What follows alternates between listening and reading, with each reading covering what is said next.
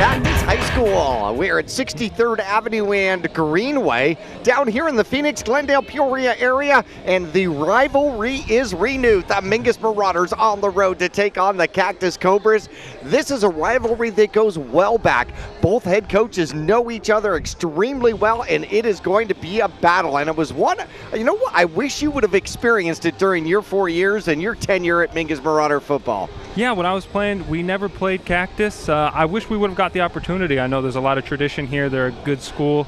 Always got a great football team, always going to compete and make the playoffs. No doubt about it. Cactus ranked well to do the preseason and starts off 2-0. Before we get into the specifics with some of the games and the teams and all of that, I want to take an opportunity here to say goodbye to a friend, a couple of games late, if you will, but my former sidekick before Carson Sandoval, Kyle Benedict, left Yavapai Broadcasting, left my side, actually, and went to go be a fireman. And I have a belief, I have a feeling that we're going to be hearing him at some particular point as the voice and the face of one of the fire departments here in the state of Arizona, which is going to be quite awesome. We wish him well, and he will go on and be great. I'm sure he will indeed. Yeah, good for him. Good. I mean, a fireman, that's awesome. Oh yeah, went to the fire academy, and then he's got the broadcast experience, behind it. So as soon as they find all of that stuff out, it's like, you'll be in front of the camera. You talk about that. He's a man of many talents. There you go. There you go. So we wish Kyle Benedict all the best in his new career here in the north side of the Phoenix area. But here tonight, Cactus Cobras come in 2-0. The Mingus Marauders opposite 0-2 with a heartbreak coming up last week against Cactus Shadows. Yeah, if you were at the game or you were listening to the game, you would have thought that Mingus a win all the way. We won out on the field. We didn't win on the scoreboard. 21-20, heartbreaker, as you said. We dominated. We had 237 rush yards, 162 pass yards. We held them to a total of 131 yards of offense. You would think you do that, you're going to win the game, but unfortunately, turnovers. We had 6 fumbles, 5 of them lost. You're not going to win when you turn the ball over that many times, and penalties. We had over 100 yards of penalties, and it's hard to make up for that.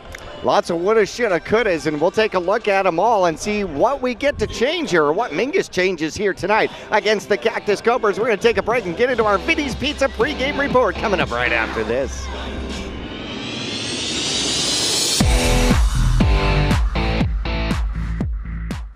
You'll get more miles for your money at Reese's Tire and Automotive Tire Pros. It starts with matching the right tire for you, your vehicle, and driving habits. And continues with expert brake, alignment, and warranty services to extend the life and performance of your vehicle. And to serve you better, we now offer King Cobra custom exhaust systems. Find out more about our nationwide warranty at Reese'sTire.com. If you believe life starts where the blacktop ends, if the power of an engine makes your heart race, don't settle for anything less than Polaris RZR, the ultimate off-road vehicle. With unequaled power, unrivaled suspension, and unmatched agility, all perfectly combined to help you chase down what matters most. Polaris RZR, we fuel your freedom. Cottonwood Motorsports, located on Route 260 and Western Drive.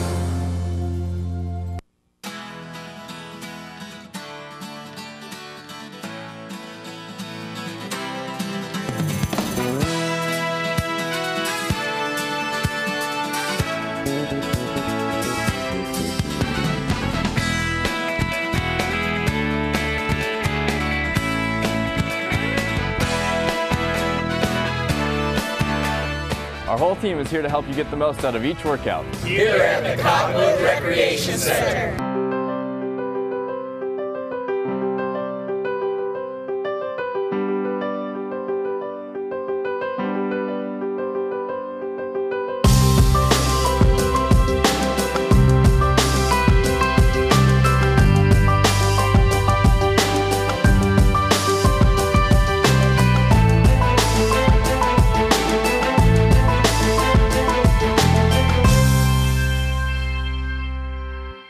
Pawn Palace offers a wide selection of jewelry, electronics, musical instruments, firearms, and much more. And if you need money for that unforeseen financial burden, Tanner, Natalie, or Rob can get you a loan using your valuable items and collectibles. Scrap gold, silver, jewelry, guns, and electronics are all accepted. Visit Pawn Palace on Calvary Way at 89A in the Dome Building, open 6 days a week, and online at pawnpalaceaz.com. Welcome to the Vinny's Pizza Pre-Game Report. Call Vinny's now at 646-3333 and have pasta, subs, or a specialty pizza delivered right away. Don't forget the garlic knots and wings. Now let's head back live to the press box for Jackie and Carson. Back here at Cactus High School, home of the Cobras, as a long-standing tradition of these two teams playing each other, and a lot of times they have matched up in the playoffs. There is a lot of history between these two teams, but before we get into that, talking a little bit about the Cactus Shadow game, Mingus did everything to win that game except win the game. They really did. You had mentioned the turnovers, 5 total in the game, 4 of them fumbles. Actually, they had 6 fumbles and got 2 of them back, recovered them themselves. But defensively only gave up 131 yards, almost 400 yards on the ground. They won in the trenches. How did they lose the game? Yeah, it goes back to those penalties that we were talking about earlier and the turnovers. Defense had to be happy with how they played last Friday night. They were put in some difficult positions from the turnovers on the offensive end for Mingus, and Mingus's defense did a good job of keeping Cactus Shadows to really 21 points for how many turnovers we had. It was actually pretty good, and they only gave up really one big play, a 30-yard scamper from Andrew Young, Cactus Shadows, really their main guy. Yeah, the quarterback got to the outside, and everybody bit in. He got the corner, and that was it. That was the winning touchdown, the extra point. And I had made mention on the way down here that Cactus Shadows had 12 guys on the field. They had 11 players and 1 left goal post. Yeah. Special teams, the most important aspect of the game. A lot of the times it does come down to those extra points. And it did. We boinked one off of the left upright, and that was the difference in the game. Now, I don't want this to be all one-sided because Cactus Shadows' defense was stiff. They really played hard. They forced most of those fumbles, which is not easy to do. And then their stand in the final drive, and it came down to the 2-yard line. And I mean, final play of the game, everybody knew it, and it was, all complete do or die. And Zabala could not find the end zone, couldn't find anybody open, and didn't scamper quite quick enough to get into the end zone, got hit from behind, and another fumble and another turnover right there at the end of the game. Yeah, it ended kind of like a Friday Night Lights movie. The way it came down to the goal line, last play of the game. You got to give credit to Cactus Shadows defense. They were hitting hard out there. You could hear that pads popping. Oh, they brought it, no doubt about it. They were late getting here, and it was like they were mad still all the way through the third quarter, no doubts about it. I want to thank Vinny's Pizza for being our sponsor of our pregame out here. And I'll tell you what, the Marauder Special, the one-topping 16-inch pizza, 10 wings, a dozen knots, just $19.99.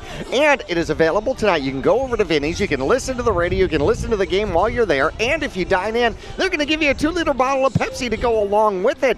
And, of course, Vinny's Pizza, easy to find on the 89A bypass in Cottonwood. And one of our fantastic long-standing sponsors. And Vinny's does so much for Mingus Marauder football, from the spaghetti dinners to the banquets and everything else. I mean, the whole crew is always there to help out Mingus football. And what I love most about it, when you walk in, you get a history lesson. There are Mingus pictures and teams from years gone by. It is literally a walk through a hall of museum of Mingus Marauder football and sports. Yeah, you go in there, you can get stuck looking at the walls at the pictures, just going back, finding old family members that have played in the past. It's really a great experience in there. Oh, yeah, and I start walking through and go 7-3, 8-2, 6-4, Yep. Yeah, and which teams won the Grand Canyon region? Yeah. Hey, we got 19 of them to choose from out of the last 25 years. That's not bad at all. How is it that Mingus loses a game, goes 0-2, and goes up in the rankings? What's up with that? Preseason, we started number 15 in 4A. We start out 0-2, and we're up 13. We got a tough schedule this year, Jackie. You're looking at our schedule. Higley 2-0. They beat St. Mary's last week 66-8. And they're at number 1 Scottsdale Saguaro, the powerhouse. That's going to be a battle. And that's actually the game of the week this week. And Cactus Shadows, Mingus last week, they escaped with a win, 21-20. They're matched up with Prescott, our buddies from over the mountain. I'm sure that's going to be another great game.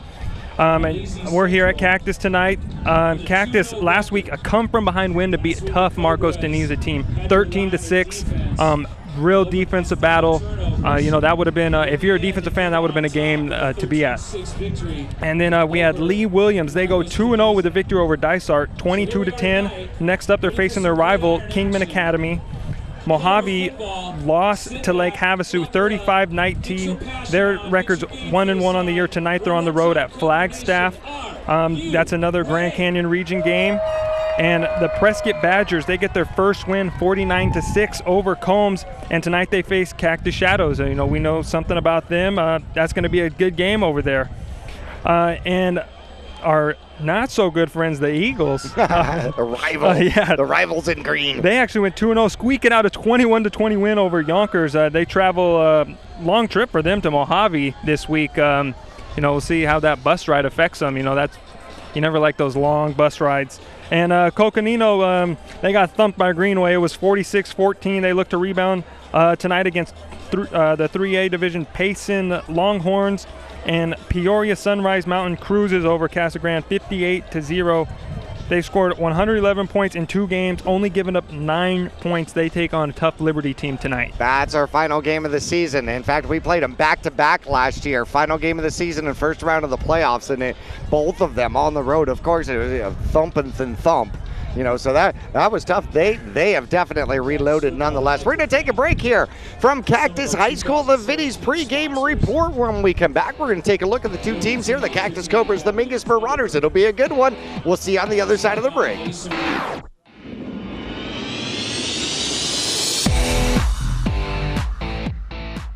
Taylor Waste has been voted the #1 residential garbage service 13 years in a row in Cottonwood and 9 years in a row in Sedona. Why? Because Taylor Waste always offers dependable and efficient garbage service and clean, eco-friendly curbside recycling and positive customer service. Taylor Waste offers a separate recycling container, and our recycling program is clean rather than commingled with garbage. To start service, call your locally owned Taylor Waste, dedicated to providing service tailored to your needs.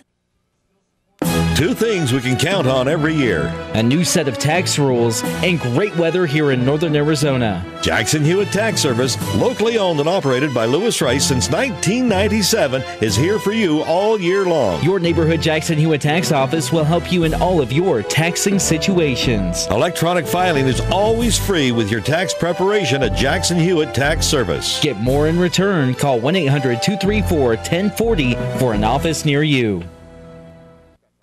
People often refer to Larry Green Chevrolet as the people place. Keeping that reputation is a priority in the community and with every customer that comes through the door. If you're on the market for a new or pre-owned car, truck, van, or SUV, you'll find their selection extensive and their sales team professional and courteous. You can also count on excellent after-sales service. Visit Larry Green Chevrolet on Highway 260 next to Walmart in Cottonwood. Are you looking for a different approach to healthcare? A place where excellent care is combined with kindness and compassion? If so, welcome to Spectrum. At Spectrum, our approach to healthcare is positively different. From primary care to pediatrics, our staff is dedicated to one thing: you. As a leader in integrated care in Arizona, we treat the whole person because we think everyone deserves to feel better. Spectrum Healthcare, for mind, for body, for all of you.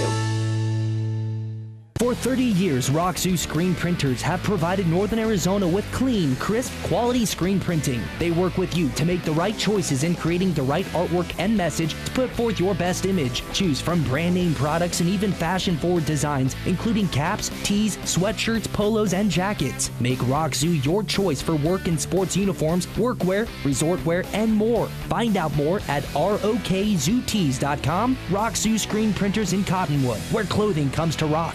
Starting in the late 1920s, Grandpa Gettle and his brothers laid the groundwork for what would become a family legacy. Almost 100 years and 100 patents later, Gettle's High Desert Mechanical continues to raise the bar of quality heating, cooling, and plumbing products and services in the Verde Valley. Call Gettle's High Desert Mechanical Heating, Air Conditioning, and Plumbing at 567-2200 or online at GettlesHDM.com, providing solutions for your comfort. Don't settle, get Gettles, and go Marauders. The Q102.9 plays all the hits. Yo, what's going on? This is Drizzy Drake. Ariana Grande. Maroon 5. This is Rihanna. I'm Shawn Mendes. Hey, it's Bruno Mars. Ed Sheeran. What's up, guys? It's Justin Bieber. You're listening to The Weeknd.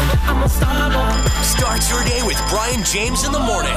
You'll get at least 10 songs in a row during your ride home with Julie Page. Zach Sang Show. Catch the Zach Sang Show weeknights 7 to midnight. And Kelly Fox weekends on your home for hit music. The Q102.9 and 104.9 in Prescott and Cottonwood.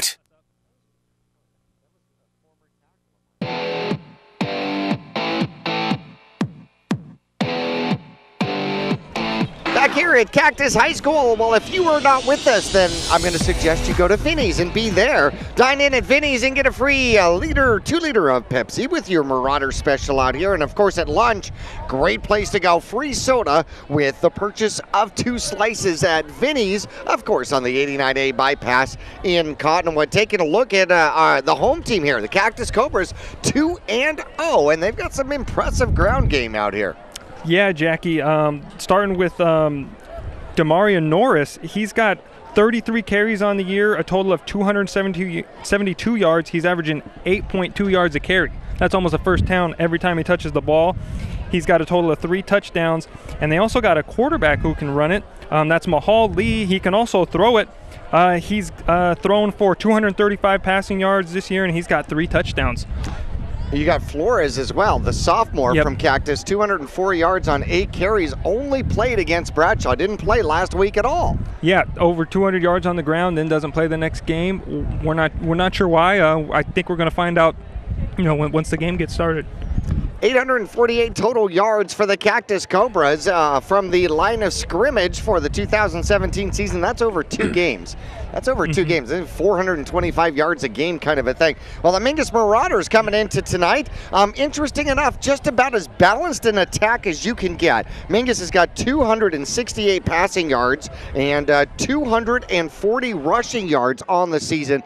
Not typical that you would have a Mingus Marauder squad that actually has more passing yards than rushing yards. Zabala from the quarterback position, 8 for 32, definitely decent. 238 yards, 1 touchdown, 2 interceptions, 1 each game. Taylor, 9 receptions for 142 yards, averaging almost 16 yards a reception. Mingus, 508 yards of total offense for the Mingus Marauders during the 2017 campaign. Leading rusher for the Mingus Marauders is actually Alex Nelson with 18 carries, 110 yards, and he was the first back for the Mingus Marauders to go over 100 yards in a game. Kelly has 10 carries, 64 yards, but when you throw in all the all-purpose yards, especially his kick returns, in fact, he had a 96-yard kick return in the first game against Higley, which was absolutely, well, our only score of the game, but absolutely phenomenal. Yep. So the 2 teams actually match up, and I think both teams really want to be in the trenches a little bit more than the other. Tell you what, we're going to take a quick little break here from Cactus High School. When we come back, we're going to go through youth football, what happened last week, this week in sports, and also go into some of the specifics of this game as we come up. We'll return to Cactus High School right after this.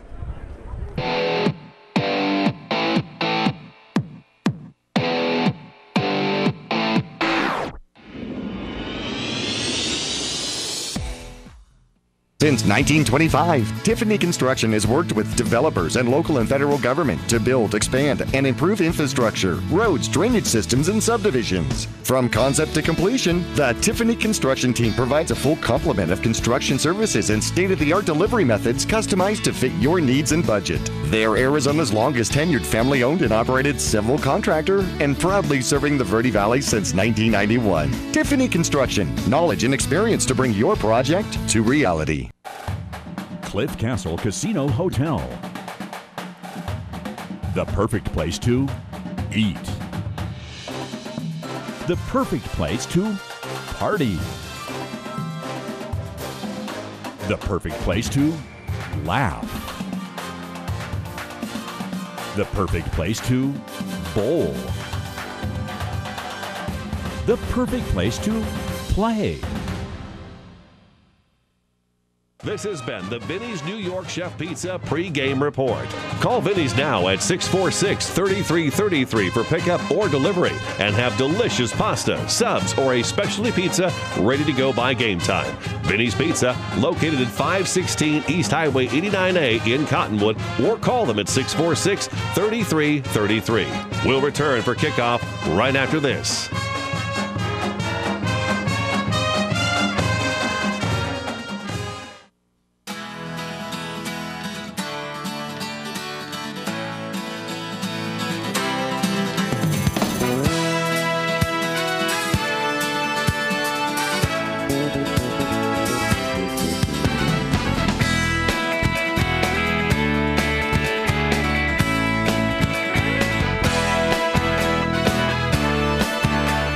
Our whole team is here to help you get the most out of each workout. Here at the Cottonwood Recreation Center.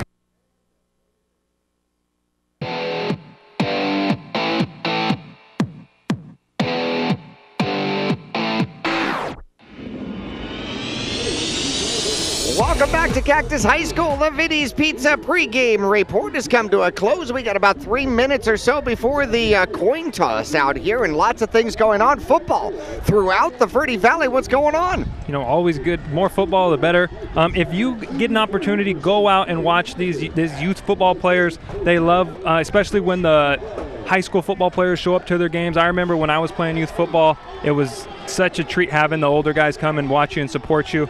And we also got a couple ex-Mingus Marauder football players who are coaching some of these teams. Yeah. We had the Lions 18 with 18 points versus Chino Valley. They had 12 points. Big win for them. The Cottonwood Colts lost to Chino Valley 7-0. That was a tight one. The Cottonwood Cardinals 0 versus Page, who had 20 points. Strong outing from Page. The Bears versus Camp Verde. Camp Verde wins 18-0. And the Mighty Might Marauders 41-12 over Chino Valley. Big win for them. That's a rival there against Chino Valley. It is. And the entire minors division went scoreless. Colts, Bears, and Cardinals went scoreless last week. So not what you want to see there. But hey, freshmen get the first W for the Mingus Marauders on the football field, going down all the way to Buckeye and come away with a 34-33 victory. At halftime, they led 28-19. Actually gave up the lead and were trailing 33-28. Came back to score and then still left too much time on the clock and had to make a defensive stand. But the Mingus Marauder freshman team wins in victory formation with their offense on the field, which was absolutely fantastic. Love it. And I wish we would have had the cheerleaders down to cheer for us. That would have been cool. Yeah, that would have been a fun game to call. A lot of action going on in that game. Yes. Speaking of cheerleaders. The cheerleaders, Mini Marauder Cheer Camp. Learn 4 cheers and a dance stunt. Halftime performance at Marauder home game on September 15th. Snacks provided. All participants receive a t-shirt. Cost is $30 per participant. It is hosted by the Mingus Marauder High School Cheer. Again, this camp is September 11th through the 15th. 5:30 to 7:30 p.m. If you got a daughter out there or somebody you know who's wants to get into cheer, this would be great. They get to go and meet the older girls at the high school. A great opportunity for them. Oh, the kids love it. The kids absolutely love it. This week in sports, well, the swim team is going to be down at Chandler, and that'll come up September 9th. Cross country will be at Prescott on Tuesday the 12th, and volleyball versus Flagstaff. That'll be on the 12th as well. Pardon me, I got that wrong. How about September 9th? There'll be swim at Chandler, cross country at Prescott on the same day. There we go. Tuesday the 12th, volleyball will be versus Flagstaff at home. Come on out and help the girls out. Wednesday the 13th, golf girls at La Jolla High School. Freshman football at Sholo. Okay, yes, that's going to be a drive for us. Thursday the 14th, swim will be versus Bradshaw Mountain, and the boys golf squad will be up in the Pines at Flagstaff to take on the Eagles. And that's what's going on in sports this week for the Mingus Country. And we're glad you're joining us out here today at Cactus High School, a 4A competition. The Mingus Marauders looking for their first victory. The Cactus Cobras trying to stay undefeated. Now, some of the keys to the game, both of these squads, one of the keys is going to be don't give up the football. That's going to be one of the keys to the game, because both squads had little fumble issues coming up last week, if you took a look at it. However, a highlight for the Cactus Cobras, 6 interceptions against Marcos Deniza. Are you serious? Yeah, and highlight one of those players, Jake Russett, had 4 interceptions. That's usually, you get 4 interceptions in a year. That's a good year. He got that in one game. That would be a guy to watch when we go to the air today. That's not ball hawking, that's ball hogging. Yeah. Am I right about that? Right. Yeah, that's definitely ball hogging. So the Mingus Marauders will definitely have to be a little bit more cautious in putting the ball up in the air here tonight. And it looks like the Mingus Marauders are going to end up kicking off here today. Chaz Taylor is going to get kickoff duties, and I believe he is going to be getting all the kick duties for the Mingus Marauders for this particular game. Yeah, he can do it all. I was usually out in pregame, you see him catching passes. Saw him out there. He got the tee. He's kicking. He's kicking. I mean, why not? So that would make him a Chaz of all trades? A Chaz of all trades. I love it. Yes. Last time these two squads met, 35-28. As Chaz gets to the ball, kicks it off. It is deep and caught at about the 2. He gets to bring it out. He only had 1 foot in the end zone. Coming to the near side. Great blocking. Good scheme. Excellent special teams, and tackled all the way down at the 40. But a great return for Cactus. And they're going to set up shop right about there to get things underway. That was Demaria Norris. He is their workhorse. He will be a big part of their offense tonight. I know Mingus watched a lot of film this week, and they're keying in on him. Mingus Marauders defensively will start this game. Taking a look at Mingus defensively on the line. It's going to be Steffens in the middle. Defensive ends will be Griffin and Meyer. Colby Fanning, Venezuela will be the quarterbacks and the quarterback keepers. And tries to get around the corner, and he'll end up getting tackled right at about the line of scrimmage. Maybe they give him a gain of about 1. Yeah, that was Valenzuela coming in from his cornerback position. Great job keeping outside contained. They faked the dive up the middle, and he just said, nope, you're not getting outside me. Mahal Lee is going to be playing a lot of run option here pretty much all night. He's got 2 backs in the backfield for 2nd and 9. Hands to the second back, finds a hole, and then gets caught up the middle.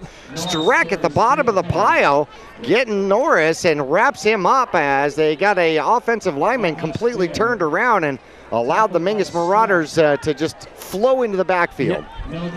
Kendrew had a blocker on his left arm, made the tackle with his right arm. That guy's strong. He is strong. Mingus, 3 men down. Linebacker crew close to the line of scrimmage. Quarterback's going to get to the outside, turns the corner. He's got a lane. Mingus catches up with him, but not until a first down, and the ball's across the Mingus Marauder 45-yard line down to about the 43. Keeping contain on Lee tonight is going to be a challenge for Mingus. He's quick, and once he gets to the outside and he puts his foot in the dirt, gets upfield, he's hard to bring down. 1st and 10. 2 receivers on either side. Spread formation. Lee in the backfield for Cactus, looking to throw for his first time. Finds the slant, and a good one for a first down inside the 30. Looked like number 6 on the reception out there for Cactus. And that's going to be Joe Pardes. Yeah, just a little quick pass. Get another first down to move the chains for Cactus.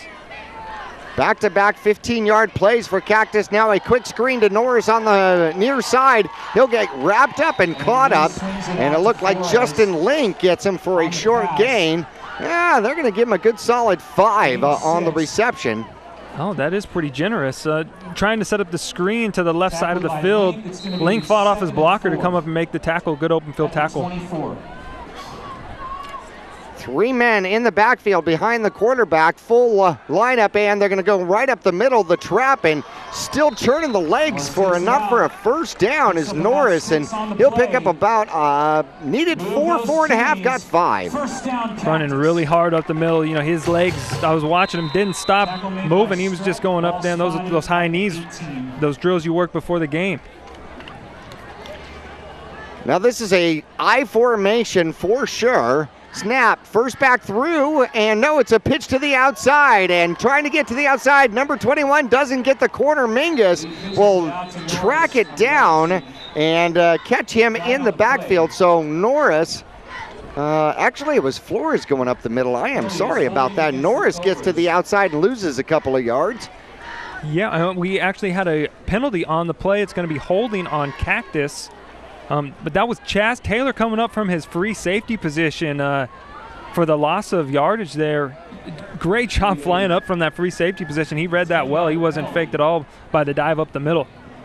Well, Mingus got burned on a D-gap already, and obviously doesn't want to give that up again. Our first penalty of the game is going to be a 10-yard variety. A little bit better than garden variety. Yeah. 1 man in the backfield, 3 receivers to the far side. 1st and 20 for Cactus. Looking to throw. They get out to the flat. And, nice cut moved out there by Norris as he'll pick up about 8 and make it 2nd and 12 from the Mingus Marauder 20-yard line. Yeah, he faked me out, and I'm up here. What a jump cut. Just quick. Really quick. Looked like he was going outside and just comes right back into the middle to pick up what they lost on the holding call. 8 yards on that one, and he is a phenomenal open field runner. That is the story on Cactus for sure. Quarterback looking to throw. Lee throws. Almost picked off in and out of the hands. Huey had an opportunity at that one. He'll definitely want that one back. Great job by the guys up front for Mingus getting their hands up. You know, when you're taught once that quarterback goes back to pass, if you can't get in for the sack, just jump up, try to knock the ball down. That's what they did. They gave their defensive backs an opportunity for the interception. It just fell, a lot of people around just fell to the ground. 3rd and 12 here for the Cactus Cobras from the 20-yard line. Handoff off the middle, and Mingus takes it down quickly. A great open field tackle out there. Is that Kendrew again? That's Kendrew, yep. He just grabbed him, threw him down. Just, you know, once he hit Kendrew, he just stopped. He wasn't going anywhere. No yards after contact. Taking that 4th down. What do they do here? Let's 4th and 14, empty backfield. And there's the snap. Lee's looking to throw, throws to the outside, has a man, and it is covered quickly out there, well defended. So Mingus, who ends up bending, does not break as Tyler Kelly takes down Norris after a 4-yard gain. Needed 14. Mingus will take over on downs. Interesting play call there. Looked like they were going for that short pass the whole way. Kind of looked like they were settling for, maybe just to get a little bit of field position there. A little bit too far out to, I guess, try a field goal.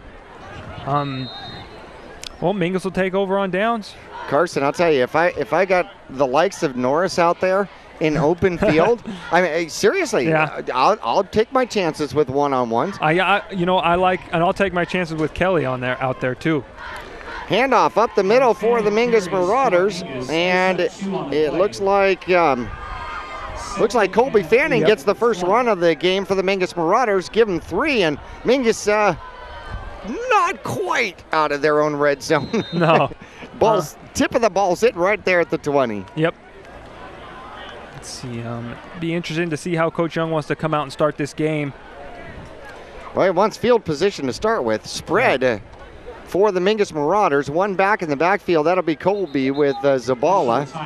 And the official has a timeout. And looks like they're going to work on a strap out there, which is absolutely perfect timing because we get opportunity to go through the starters for the Mingus Marauders on the offense. McCauley, Myers, Moreno, Martinez, and Ruiz, the offensive line for Mingus, and that's all they're going to give me time for. One back in the backfield, a handoff. Nope, Zabala keeps it and goes around the corner, and he'll pick up a couple, 3 yards in a cloud of dust. And that is old-style Mingus Marauder football. Just ran into a pile of Cactus Cobras out there. Not anywhere for him to go. Got what he could out of it, and I mean, it's 3rd down and manageable here. I'd look for Mingus to go to the air. 3rd and 7, 3rd and 5 on the board. Might be 3rd and 4.5. Empty backfield, 3 receivers to the far side. Zabala takes the snap, throws to the outside. He's got his man, a reception, and out of bounds very quickly. And we do have a flag on this left side of the field here. Refs gathering together to see what the call is. Well, if it stands, it's Nelson on the reception and the first down, which would move the ball past or near the 30-yard line. They're talking to Link, and now they're going to come over to the near side and talk to the Cactus Cobras head coach and see what Fettenheimer has to say about this, see what he wants. Okay, it's a illegal motion, so they are going to back up the Mingus Marauders, and that'll take the first down off the board. First quarter action, 6:54, a couple of zeros. Cobras got the kickoff, drove it down the field, turned it over on downs as Mingus's defense stiffened up, but now a 3rd and 10 from Mingus's own 16-yard line. Spread formation once again. No safety in the back. How about that? Zabala coming to the near side, looking for somewhere to go. He throws it up. He's got Chaz Taylor, takes it inside route, gets across the 30. He's got it up for a first down. 15 yards on the reception, and Chaz Taylor picks it up and moves the chains for the Mingus Marauders. Chaz is an excellent route runner. He knew exactly where he needed to go. He did a good job getting away from his defender, planted his foot, acted like he was going to go inside for a post. Decided to come outside, and Zabala hit him right on the numbers. Great execution from the Mingus offense. Zabala ended up rolling right toward him. Cobras bringing a lot of guys to the line. They got 8 guys on the line of scrimmage. Handoff coming to the near side as Nelson gets the ball. And forward progress should have him for a yard, but he ended up about 3 yards behind the line of scrimmage. Yeah, Nelson was stuck on that play. Just a phenomenal hit from number 5, Dalton Courts, senior, coming up from his defensive back position to make that hit at the line of scrimmage. He was moving. Comfortable overcast skies here tonight at Cactus High School down in the Glendale Peoria area. Mingus takes the handoff, first back through, bouncing off of him is Kelly, and there's Kelly to the outside. He's got the 40, he's got the 35, puts his head down and puts his shoulders down and gets just outside the 20. They're going to mark him down at the 22-yard line. Kelly was hit right at the line of scrimmage, but when he runs, he puts out some punishment. He's not going to let you bring you down one man. It's going to take multiple efforts from the Cobra defense to bring him down. What a run. I love the way he runs hard, puts his head down, and, you know, if you're going to tackle him, you're going to pay for it. Switch the field position just like that. Mingus now, who started just inside their own red zone, now just on the outside of the red zone of the Cactus Cobras, going from left to right across your dial, and another handoff bouncing to the outside. This one not as successful, but a good gain. Give him 6 out there, and I think that was Kelly again with the ball. Yeah, you'll take 6 yards every time on first down. I love the way he's running. Looks like he's going to come out for a little water break. Well deserved. Mingus, a great opportunity here in the red zone to score the first points of the game.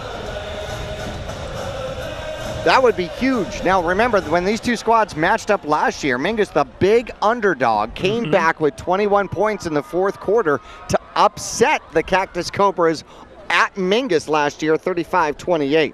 Man in motion, handoff, Colby Fanning left side, has enough for a first down, and he's inside the 10, down close to about the 8-yard line. Give him another 7 yards on the carry. Yeah, I really like the way the Marauders running backs are running tonight, and got to say, can't say enough about how the offensive line is playing. They've given Zabala a lot of time when he's dropped back to pass. They're opening up the holes for the running backs. Now we just got to punch it in. Cactus shifts their defense from one side to the other. They're going to try to shut down that lane on the left side. And now we're going to move things around. Link's going to come to this side. Nelson's going to go to the other side. There's the snap. Nelson gets the ball coming around this way. Finds a lane, cuts it up underneath. Touchdown! Mingus on the board with an 8-yard sweep by Alex Nelson, and Mingus strikes first. Untouched into the end zone. Excellent block from number 14, Fanning out there, just to give him that hole to cut up inside. Mingus doing exactly what they're supposed to do, get the turnover and then come right down and score. I think maybe Cactus was a little confused about all the motioning from Mingus that was going on. Weren't quite sure who they were covering, and great execution getting the ball in the end zone. Play clock down to 7 with the extra point attempt. Chaz Taylor up and misses the extra point, as it must have gone to the left-hand side. Hard to see from my vantage point. It looked good from up here, but what do we know from up here? All I know is I don't like the left upright. That's the only thing I know for absolute sure. Yeah, to be fair, that is Chaz's first extra point attempt the year. But nonetheless, Mingus still up 6-0. We'll take a quick break. We have got kickoff coming up right after this. For 30 years, Roxu screen printers have provided Northern Arizona with clean, crisp, quality screen printing. They work with you to make the right choices in creating the right artwork and message to put forth your best image. Choose from brand name products and even fashion-forward designs, including caps, tees, sweatshirts, polos, and jackets. Make Roxu your choice for work and sports uniforms, workwear, resort wear, and more. Find out more at rokzootees.com. Roxu screen printers in Cottonwood, where clothing comes to rock. Back for the kickoff as Chaz Taylor bounces one right to the end zone. Coming up toward the middle, he's got a great running lane, and bouncing into the outside is Norris. Norris runs over a blocker and then gets down at about the 40-yard line again. But there is a flag on the play, and we'll see if that one's coming back. On the way down, I was telling you about how they set this tunnel. And they do a phenomenal job of just creating the screen right along the sideline, and a lot of moving blockers, and they do a great job out there. But perhaps somebody got a block in the back, and that is just inches away from the sideline. He's tiptoeing it. You know, the first 2 times actually, he's had great run backs. They've looked like replays of each other. And Now the flag is sitting at the 30-yard line, and so they're going to mark off the penalty from there. So Cactus will have a 1st and 10 at their own 20. And it's going to be a 10-yard penalty. No. Yes, 10-yard penalty. So Cactus will have the ball 1st and 10 from their own 20. Second penalty on the Cactus Cobras. Quickly right to the line. Quarterback's got two receivers to the right and looks to hand off. He keeps it, tries up the middle. Mingus shuts it down quickly. And Kelly and Streck. Yeah, Kelly just grabbed him around the shoulder pads and just body slammed him to the ground. You know, two tough guys in the middle there, Kendrew and Tyler. If you're a running back or an opposing quarterback, you don't want to run into either of those guys. Same setup, two receivers on the far side, one to the near side, and now they're going to blow the whistle. And that's going to be a penalty out there, probably a false start. Lee, the quarterback, a senior, 6'2", 195 pounds. And looking through the binoculars, I know everything's bigger when you look through binoculars. He looks bigger than 195 pounds. Yeah, he's a good-looking kid out there. He looks like a football player. He runs like a football player. Mingus, so far, doing a good job of keeping contain on him. And we got some more whistles down there on the field. They're going to reset the ball.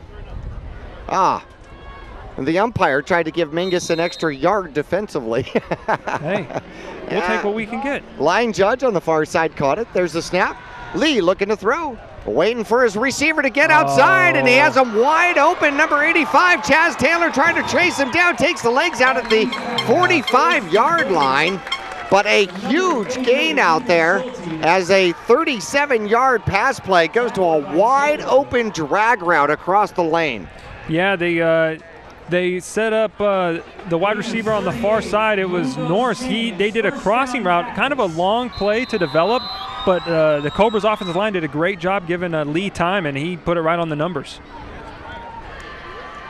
Quarterback in the backfield, he's got one man, and he's going to keep it himself, come off the inside and find a little bit of a lane. A good run on first down there. He's going to have about 8 on that one. That's going to bring up 2nd and short. Ooh, a late flag. Yeah, it looks like maybe some pushing and shoving in the pile late. Not sure who it's on. And there is another flag down. Well, without the penalty, it would be 2nd and a long one from the Mingus Marauder 36-yard line. If you're just joining us, first quarter action, 2:40 on the board. Mingus leads 6-0. A strong defensive hold at their own red zone. Got the ball back and able to draw the ball or drive the ball all the way down and score in their first possession. This is coming against the Cobras. That appears to be an unsportsmanlike and a 15-yard penalty that'll move the ball back to the Cactus side of the field. Yeah, those are the ones you don't want. Really takes away that nice run they had. So far, Cactus been moving the ball, but penalties are hurting them early in the game. 2nd and 16, so says the scoreboard here at Cactus High School. 2 men in the backfield as they set up an offset eye, and ditching through and still on his feet and breaking back to the outside some way, and then finally caught is Norris. Chaz Taylor catches him from behind, but what a phenomenal run. Yeah, Chaz just saved a touchdown right there. Norris, I said this earlier, he keeps his legs pumping. Looks like he was going to be tackled for maybe a 5-6 yard gain. Breaks the tackle and just scampers for almost a touchdown, gets it down to the 20-yard line. Overcome the unsportsmanlike in one handoff in the backfield. Trips to the right side. They hand off in the backfield. Quarterback pulls it, keeps it, finds a zone toward the end zone and down to the goal line. A 19-yard run as he just does the zone read out there. Yeah, they do a great job. Him and Norris do a great job of that mesh. It looked like he was handing it off to the running back from my view here, but he holds on to it and gets it down to the 1. Mingus needs a big goal line stand here. Lee switches Norris over to the other side. There's the snap and the intended handoff. Quarterback keeps it himself, and Lee will get into the end zone for his 4th touchdown on the season. And Cactus drives the field, an 80-yard drive to tie this one up. 6-6 with 1:55 left to go, and awaiting an extra point attempt. that Lee looked really comfortable on that drive right there. He's really settled into this game. He's going to be a big factor all night. Mingus' defense going to have to do something to correct his runs up the middle. There's the snap. The hold is good and almost blocked. Putting the ball up and through is Connor Courts, the kicker sophomore. And he puts his squad on top 7-6. Late in the first quarter, we got a good one for you. Told you it would be. The rivalry continues. Cactus leads Mingus 7-6 with 1:55 left to go in the first quarter. We're back after this.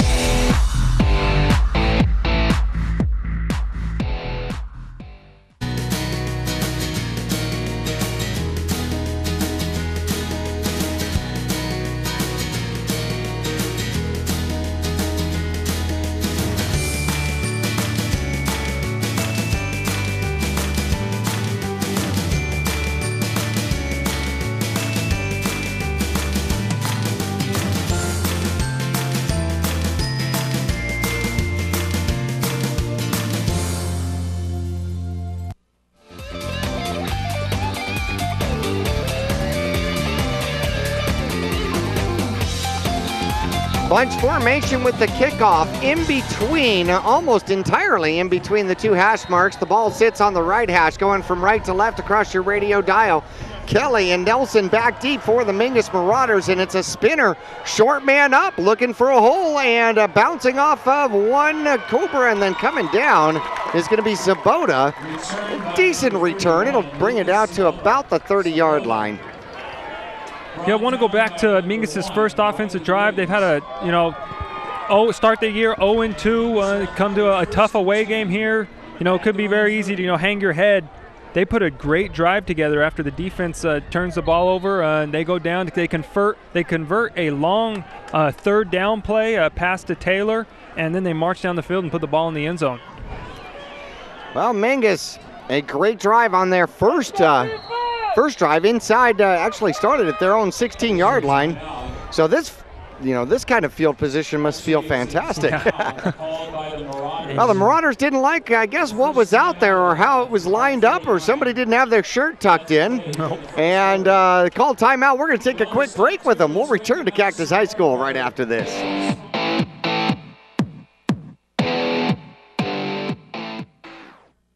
Q102.9 plays all the hits. Yo, what's going on? This is Drizzy Drake. Ariana Grande. Maroon 5. This is Rihanna. I'm Shawn Mendes. Hey, it's Bruno Mars. Ed Sheeran. What's up, guys? It's Justin Bieber. You're listening to The Weeknd. Start your day with Brian James in the morning. You'll get at least 10 songs in a row during your ride home with Julie Page. Zach Sang Show. Catch the Zach Sang Show weeknights 7 to midnight. And Kelly Fox weekends on your home for hit music. The Q102.9 and 104.9 in Prescott and Cottonwood.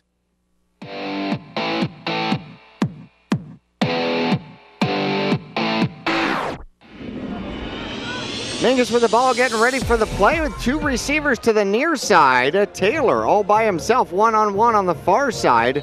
And Zabala's got Colby in the backfield here with him. Bruno with the, there it is to the outside. Oh, Colby Fanning had it off the fingertips, and it would have been a race to the yard marker, but going to the long side of the field, he had plenty of space to pick up some more yardage. Yeah, unfortunately, he just didn't bring that one in. Could have had potential for a big gain to start this drive. Instead, falls to the ground, and now Mingus with a long second down. If you're watching on Verde Valley TV, this is real grass. They have done a phenomenal job, and this is one of the advantages of playing at Cactus early in the season. This has not been ripped up by a mud bowl yet. Nope. Handoff, first back through. Mingus trying to just drive it through the middle and getting hit and driven back a little bit, but not until a pretty good gain out there is going to be Colby Fanning. Young man picks up 4 of the tough yards up the middle. Yeah, there's some big boys up there for Cactus, number 90 and number 98, stuffing the holes. It's going to be hard to get a good block on those guys. They're big, but they got great footwork. I've been watching them early this game. Speed, it's one team speed versus Cactus's speed, I'll tell you that. Yep. 2 receivers to the far side. Mingus with a 3rd and 6. Zabala looking to throw the ball, is going to scamper, and he'll get hit and sacked. A sack out there by the Cactus Cobras. First one of the game, number 49 with the sack, and that's going to leave Mingus with a 4th and 9. Yeah, that's Jared Easton, the senior for the Cobras.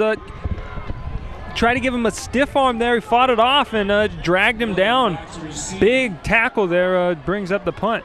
Here's the punt. They do get it away. It is potentially returnable and caught by number 13 going the opposite direction as they set up a return. He cuts it back to the inside. He's got a lane and down the far sideline. Back to the 40 and then into the 35 before they catch him. So it ends up about a 4-yard net punt after the return by the Cactus Cobras, and running the ball back. Somebody I hadn't seen in there, Isaac Gilliam, another one of their seniors. He had 2 interceptions last week against Marcus Deniza. On our ride down here, you mentioned they like to set up that wall on the kick returns and the punt returns. You know, you're watching this, you're thinking, where's that guy going? He's going backwards, and then he turns upfield, and he's got a wall of blockers for him. Ended up being a great return for the Cobras.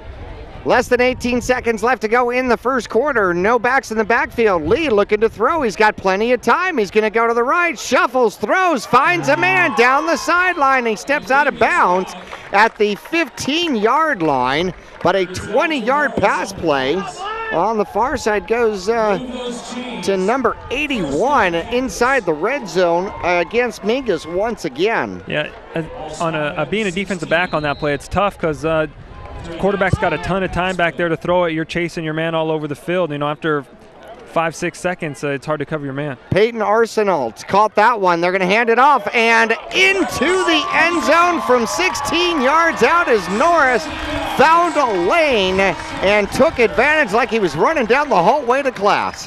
Yeah, late for class with a teacher yelling at him.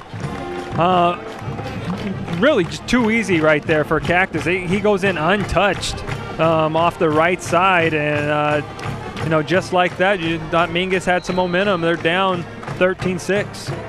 Extra point coming up here for the Cactus Cobras with 5 seconds left to go in the first half. There's the snap. It's down and almost blocked. It is up and through. So 14-6 with 5 kicks left here in the first quarter. Could get interesting. We'll return for kickoff coming up after this.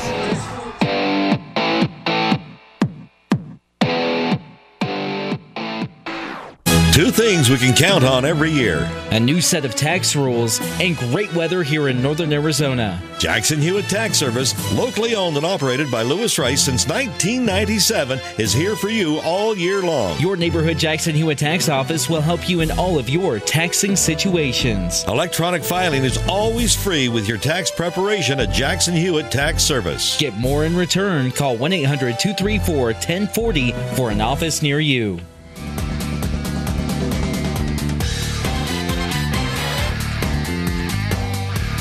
Back here at Cactus High School, well, we're going to get one play in, maybe just the kickoff, unless it goes in the end zone.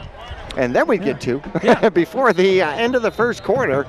14-6, glad you're along with us from Cobra Country here at Cactus High School. It is high, it is short, it is returnable. And here comes Kelly. He's going to wait his turn and find a lane and then get tripped up. Somebody just barely came off their block as the quarter ends. When we come back, Mingus will go the other way, but they'll start from their own 34-yard line when we come back to Cactus High School after this.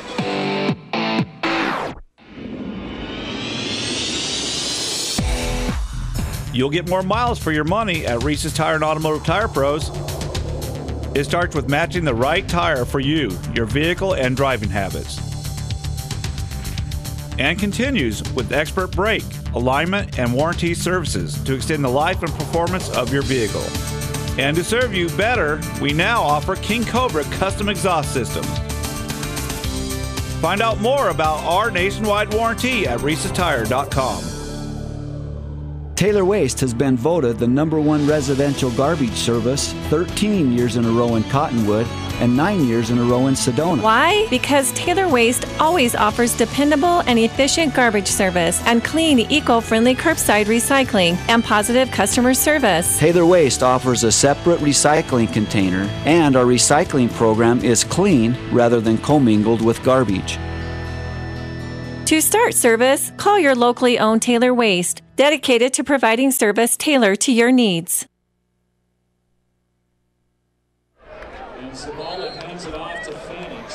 Mingus will start with the trap play up the middle and pick up 2 to get the clock rolling and move the ball just a couple. So 2 more yards go to Fanning out there, who actually had 399 yards of offense last week against Cactus Shadows. And 237 yards on the ground. So started to get the run game going just a little bit. See if they can pick up where they left off with that one. Zabala in the backfield. He's got 2 wings. He'll go right up under center. 1 back in the backfield. There's the snap, and they hand off to the outside and breaking for free and down across the 50. Scampering away is Nelson, and that was a great fake.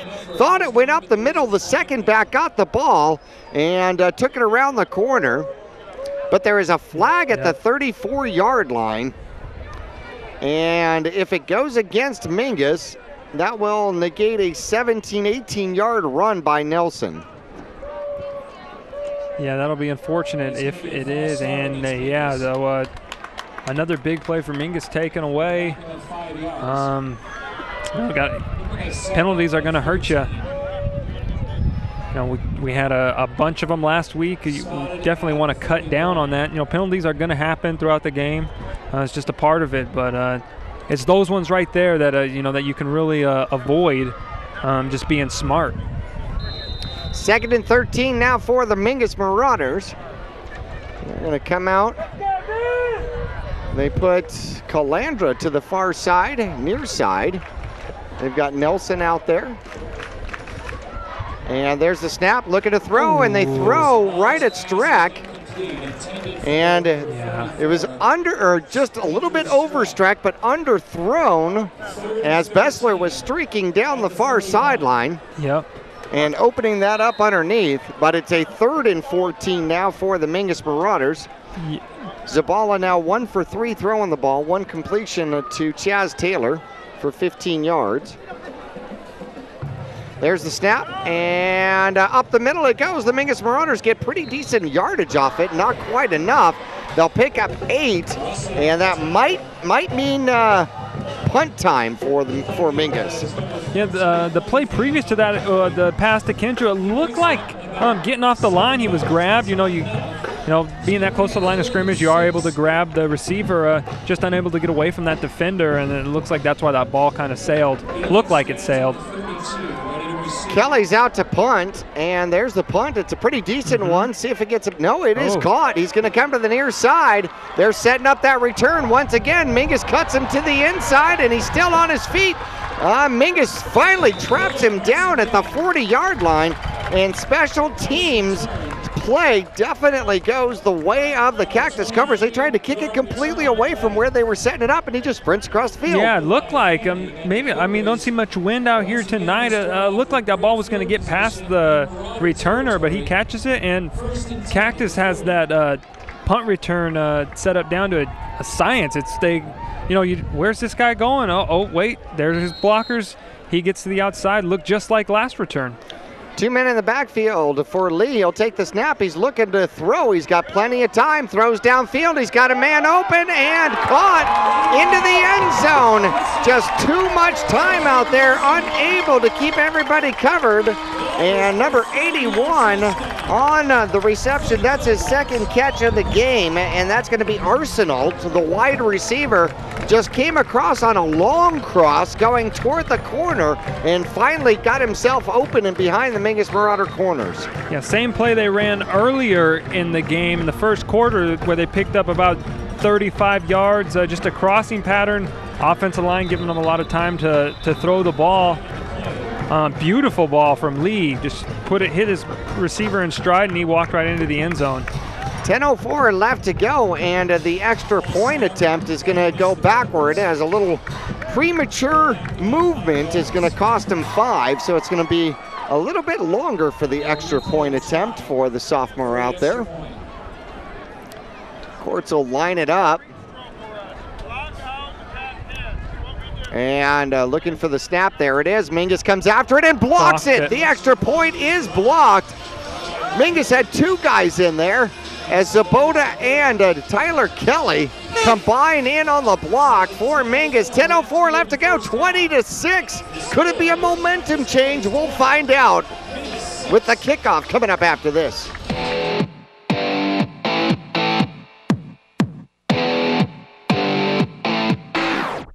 If you believe life starts where the blacktop ends, if the power of an engine makes your heart race, don't settle for anything less than Polaris RZR, the ultimate off-road vehicle.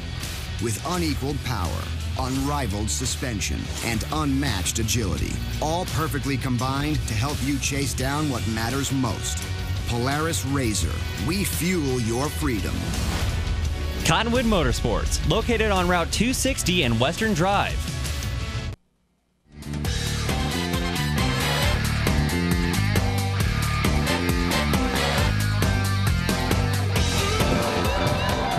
Well, Mingus will get the ball back with 10 minutes left to go in the first half, trailing 20-6. There's the kick. It comes down to Nelson. Far side, he'll cross the 20, looking for a place to go, and then gets wrapped up at about the 25, and will be tackled there. Mingus will start 1st and 10 from their own 25-yard line. And so both teams now with a missed extra point, that helps Mingus, now just down 2 scores and 1 extra point away from tying this. They got to stay focused, stay in this game. They got out to the early lead, but 3 unanswered touchdowns from Cactus. Mingus could really use a nice drive here. That's true. Mingus scored first in the first quarter, and it's 20 unanswered points by the Cobras. They spread it out. Mingus, second back through, gets around the corner, able to shed off a block, get back to the line of scrimmage, and then lean forward, and somehow got that big old Cobra claw off of him to get forward on that play. Yeah, he had that guy. He was just looked like just hanging on like to the side of a cliff, holding on to his shoulder pads there, but able to break free, and good job of gaining a couple yards where it looked like it was going to be a loss. Alex Nelson making 2 out of nothing at all. Should have been about a 4-yard loss. Mingus will line up again. Streck to the near side. 2 receivers on the near side, 1 on the far side. Zabala takes the snap. He's got 1-on-1, throws up underneath there. Streck looking to get out of 1 tackle, and we'll get the first down as he gets across the 40 to about the 43-yard line. And a 16-yard pass play moves the chains for Mingus. I love how Zabala throws that out route. He's got great timing with his wide receivers, and Streck, the defensive backs probably look, what's this big guy doing out here? And then he runs a great route, and he's got real soft hands, and he just plucks it out of the air for a first down. Yeah, 44 is a good receiver number, huh? Yeah, no kidding. Middle linebacker to receiver. And there goes Taylor. Tyler Kelly breaks it free, finds his way out, stutters, takes off a blocker. He's going to the end zone. Touchdown, Mingus.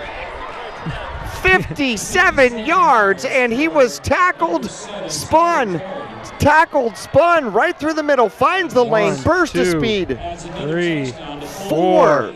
4 missed tackles on him, and then he outruns the safety or the far side corner to the end zone, and just like that, Mingus turns it around 20-12 with a 57-yard blast, and in 3 carries, Kelly has over 100 yards rushing on the game. Oh, God. Looking for the extra point out here. Taylor with the kick. It is up, and this one looks good, and they agree.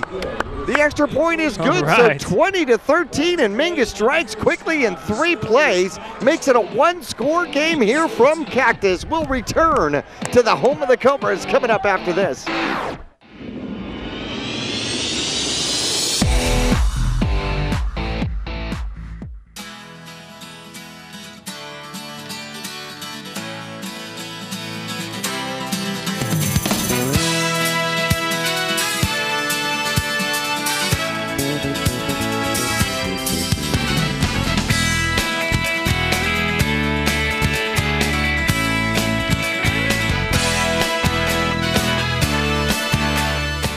team is here to help you get the most out of each workout. Here at the Cottonwood Recreation Center.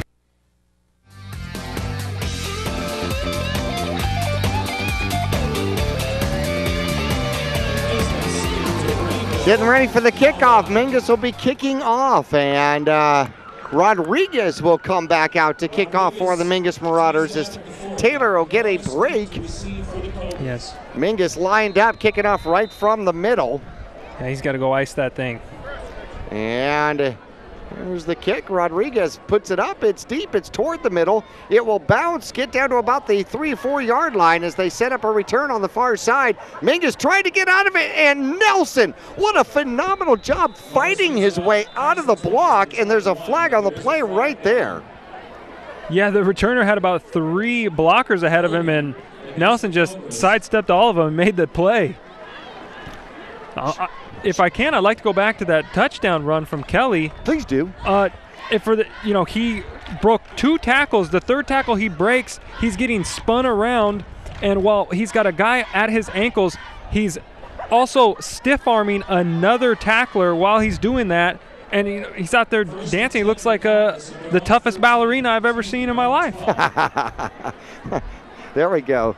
I dare you to go ahead and tell Kelly he's a ballerina. I dare you. I said toughest. Okay, there you go.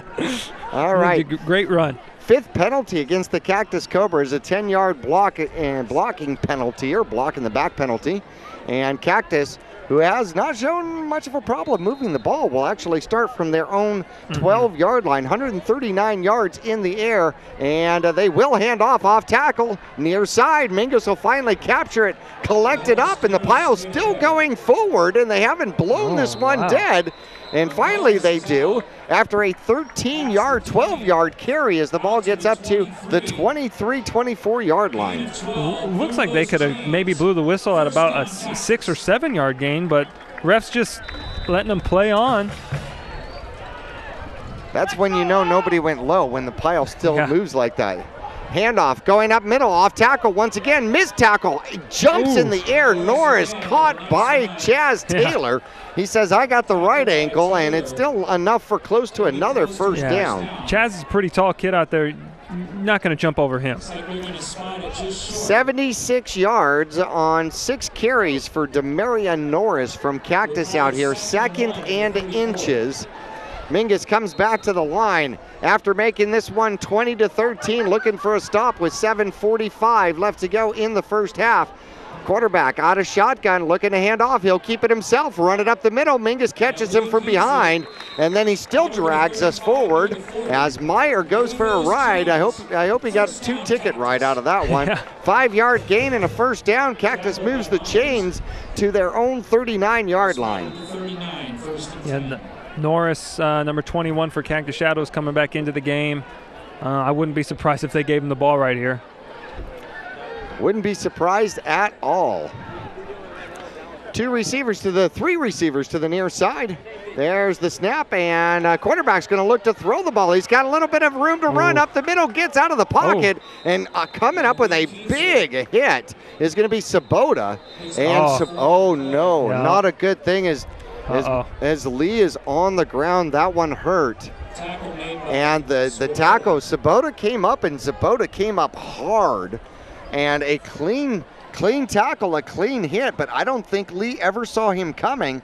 He tries to make the move, lowers his head, but Sabota got lower than he did, and Lee is still on the ground. Both teams have taken a knee. We're going to take a break here with 2nd and 6 coming up for Cactus from their own 43-yard line. We'll return to Cactus High School after this.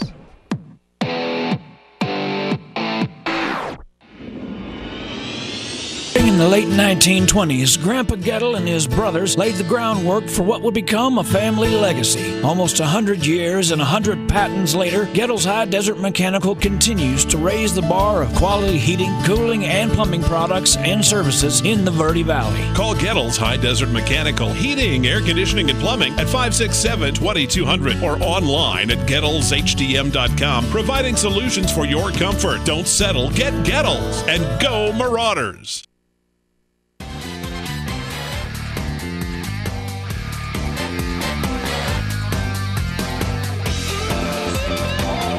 Back here at Cactus High School, two of the Cactus players go out to help their quarterback coming off the field, and it appears as though he is favoring his left arm. Yeah. And that would not be good. It looks like he's already bandaged on that arm. I don't know if that was before the game or whatever the case is, but he's bandaged on that wrist. And that could be a huge blow to the Cactus Cobras. And so that's going to put the sophomore Courts in as the backup quarterback, and he's looking to run. He'll try the outside, and he just picks up the ball and goes. And the little speedster that gets hit, and did the ball come out? And it looked as though the ball came out and was recovered out there for Cactus, but he comes around, got enough for a first down. Big hit out there by Huey, who strips the ball. The ball comes bouncing out, and Mingus didn't jump on it. Cactus did, so 3rd and 4, and Courts actually ends up with a 2-yard run out of that. So 3rd and 4 for Cactus. He's got 2 men in the backfield, hands off to the second one, who winds his way through, picks up a first down.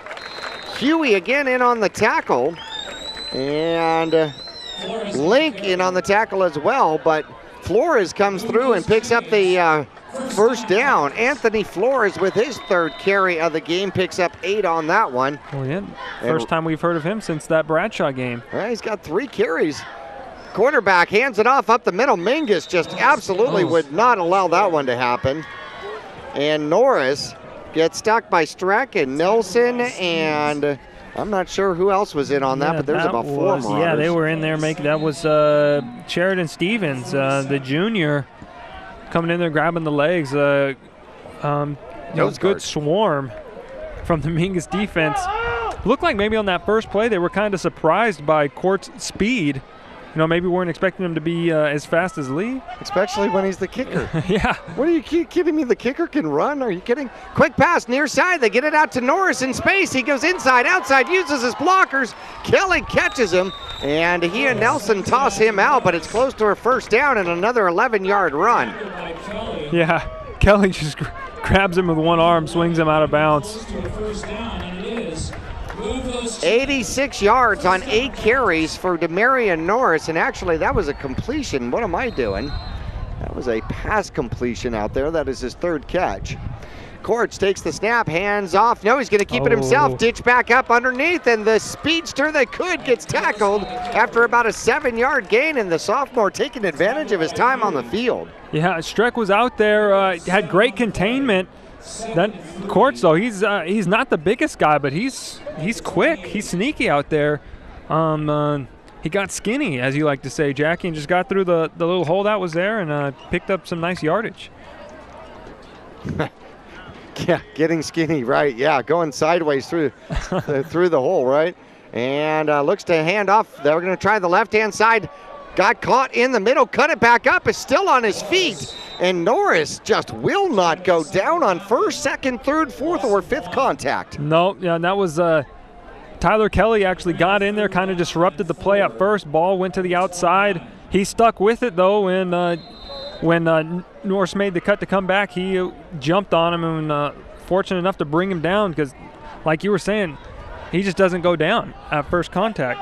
3rd and 4 from the Mingus Marauder 29-yard line. A little better than 4 minutes left to go in the first half. Quarterback's going to keep it. He finds a lane up the middle, runs behind the big guys, and gets the first down, gains another 10 yards, and just saw it open up in the middle and pulled the ball and ran. Yeah, offense looks a little bit different than when Lee was out there. Not spreading it out as much, keeping it on the ground. But their offensive line doing a good job opening up some holes, and they're gaining positive yards on every play on this drive. Inside the red zone, just barely. Quarterback hands it off, and that might have been Flores that gets caught up out there. Yeah, Tyler was all over it. Got him right in the hole, brought him down.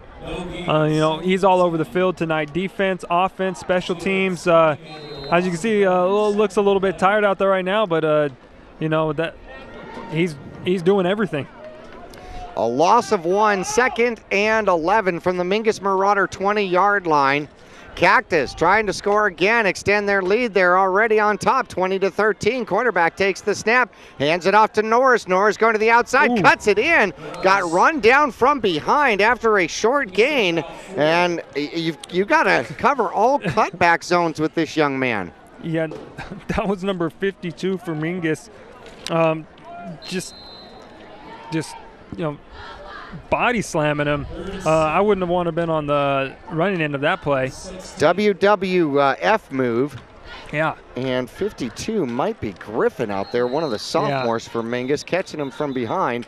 And there's going to be a timeout. Mingus is going to take a timeout with 2:45 left to go. Third and long, third and about 7, maybe a long 6. And I think it's a good idea to give the defense a break. They've been out there for a while. We'll take a break with them. We're back right after this.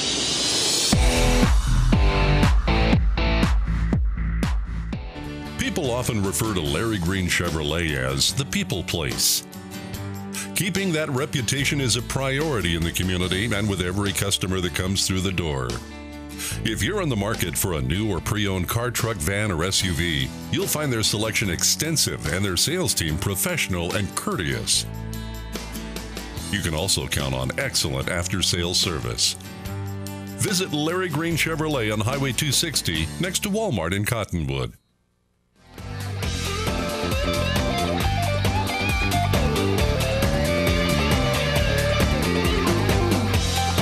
Back here at Cactus High School, third and a long 6 inside the 20 at about the 16-yard line. Quarterback, sophomore, Courts looking to throw, puts the ball up, it's in the air, and picked off by the Mingus Marauders, coming the other way, and just go down in the end zone, young man. There we go, Venezuela. Masood with the INT in the end zone, and he will stay in the end zone, and they'll bring it back out to the 20, and a huge turnover for the Mingus Marauders, exactly what Mingus was needing still. Now they've got 2:36 left to go and an opportunity to actually tie this one up, trailing 20-13 at the moment.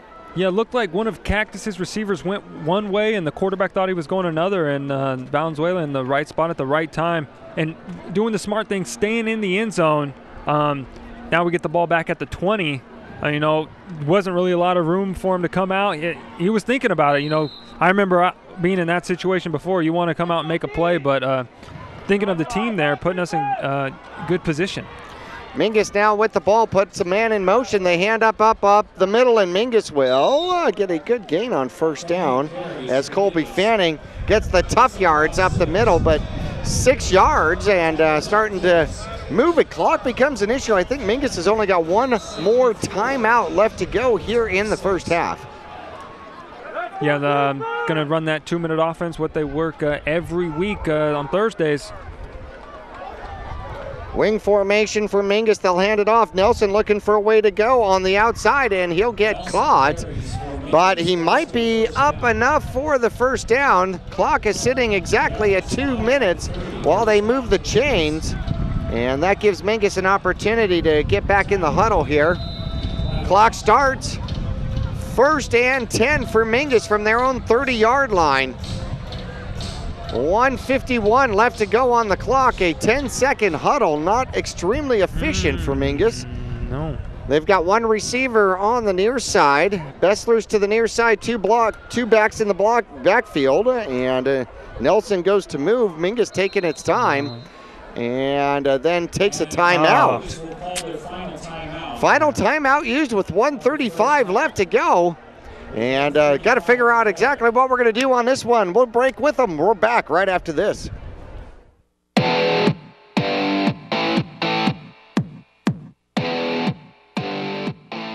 Pond Palace offers a wide selection of jewelry, electronics, musical instruments, firearms, and much more.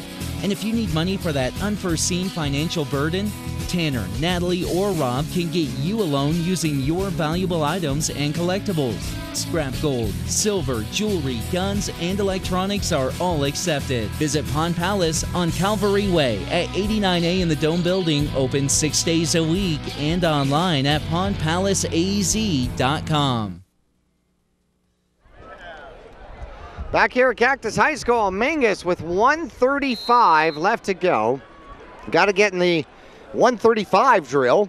And Mingus will hand off to the near side. Colby will pick up a couple, about 2 or 3 yards, and clock continues to roll. So 2nd and 8 out there. Mingus, of course, with the opportunity to go up top. Zabala can certainly launch the ball down the field, and the Cobras now take a timeout. We're going to go ahead and stay here and talk about the strategy here. Now, Cobras have 2 timeouts left, I believe. What's the purpose here? Oh, huge thing. You had made notice that Lee's got his pads off, starting quarterback. Yeah, he's sitting on a medical table here on the track, helmet off, pads off, kind of hanging his head as you would expect. I mean, I don't know what the severity is of the injury, but it looks like he might not be coming back in. And as you were saying, if he's gone, that could be a huge loss for the Cactus Cobras. Well, that'll be a season-altering loss, without a doubt. Lee is as advertised, quite an athlete out here. And the young sophomore, Quartz, coming in, that's his replacement. Looks like he might have the rest of the game for Cactus, but in the meantime, Mingus goes empty and looking to throw the ball. Zabala comes to the near side, throws it up top, and caught. And did he get his foot in? Yes, he did, I think. And Chaz Taylor. And he dropped it. Oh, my goodness. Chaz Taylor tried to get the toe down and the mouth just right. The ball up here, and it becomes 3rd and 8 with 1:16 left to go. Now, Mingus really needs the first down for 2 reasons. Keep the drive alive and not give Cactus any time left if they get the ball back. Yeah, I don't want to give Cactus they got a bunch of weapons over there. Don't want to give them the ball back before the half. Mingus will take the snap, and they will run it up the middle, trying to run some clock here. And hanging onto the ball is going to be Colby Fanning. He'll get a yard. And I think Mingus will be content on letting it roll, but Cactus is going to go ahead and use that timeout with 1:11 left to go. So the strategy game seems to have worked in the favor of Cactus here. Yeah, Mingus went conservative on that drive there. Probably were it open, they'd be able to run out the clock, get a first down, and run it out.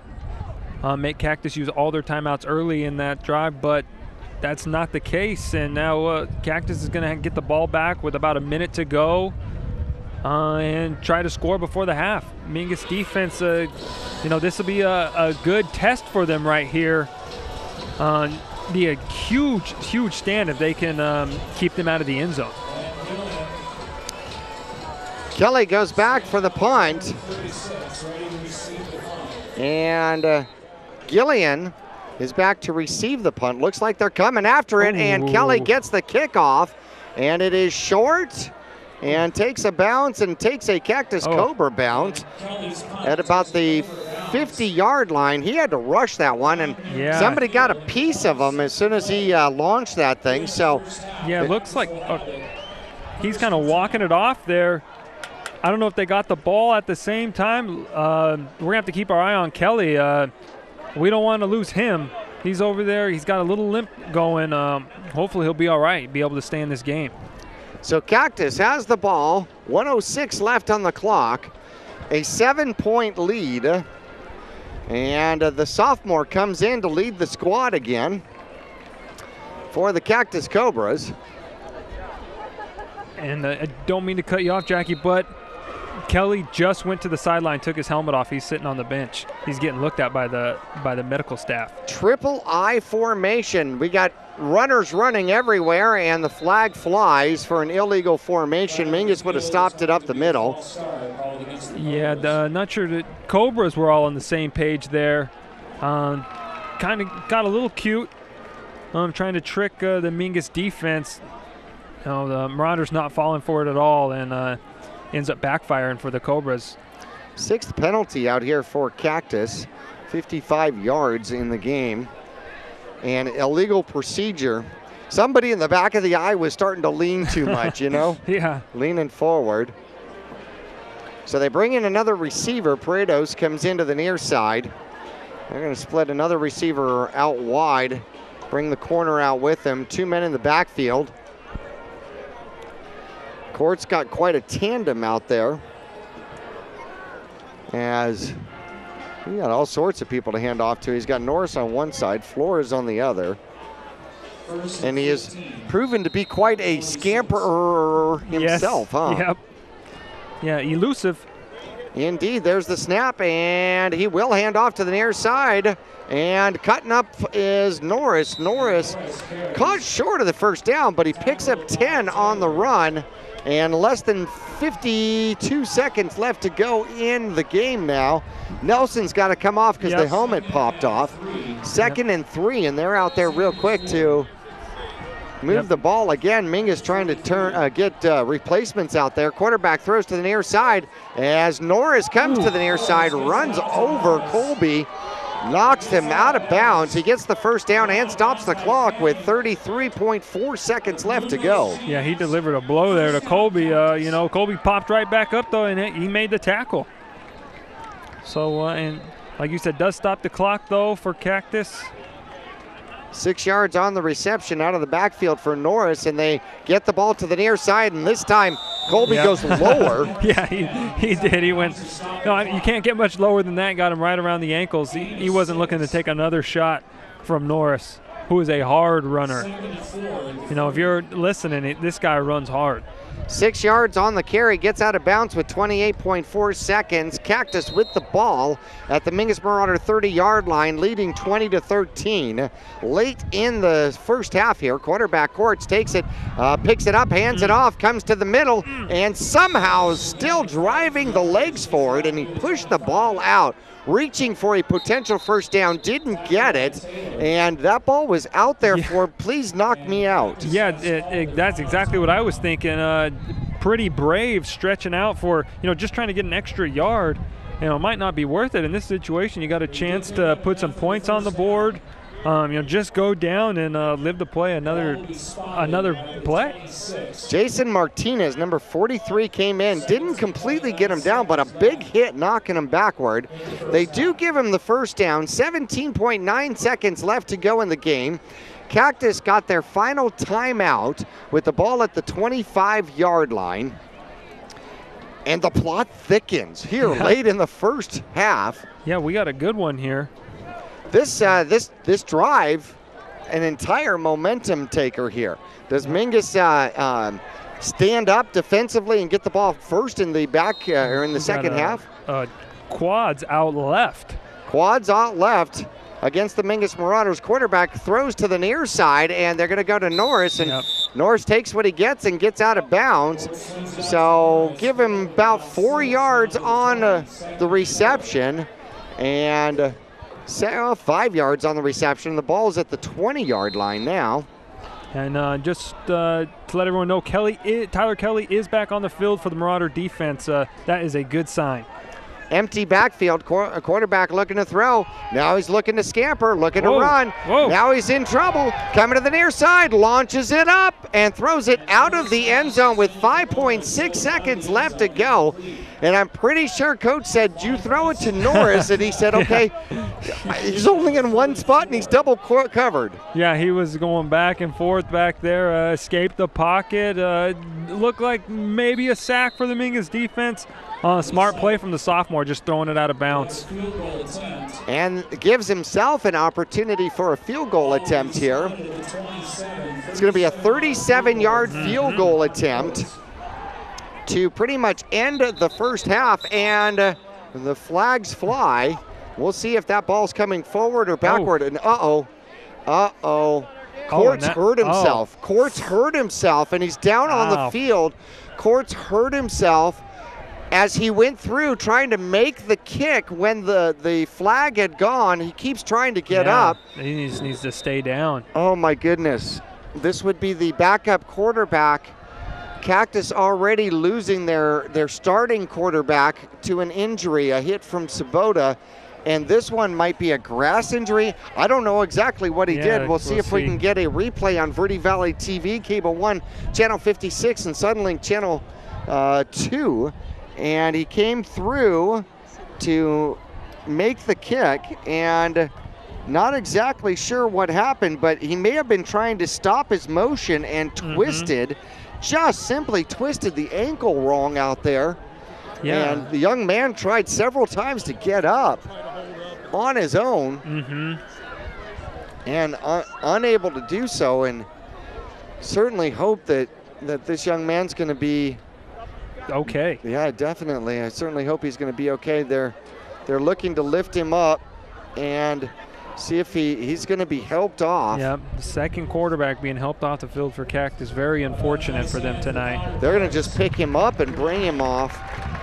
And this has been a costly game for Cactus already, and we're not even through the first half. Like you were saying, that really interesting play.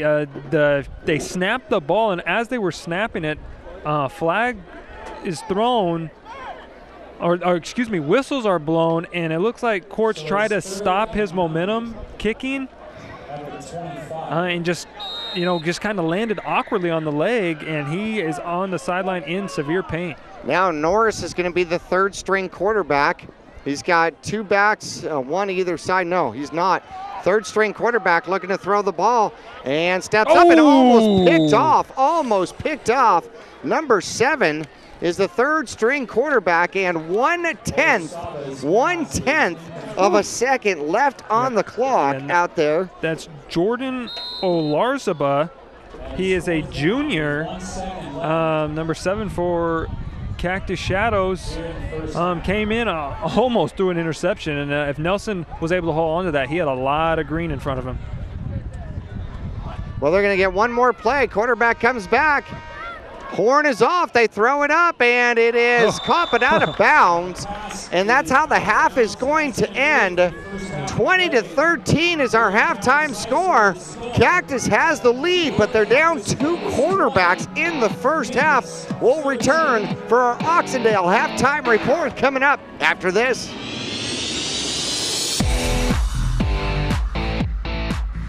If you believe life starts where the blacktop ends, if the power of an engine makes your heart race, don't settle for anything less than Polaris RZR, the ultimate off-road vehicle. With unequaled power, unrivaled suspension, and unmatched agility, all perfectly combined to help you chase down what matters most. Polaris RZR, we fuel your freedom. Cottonwood Motorsports, located on Route 260 and Western Drive.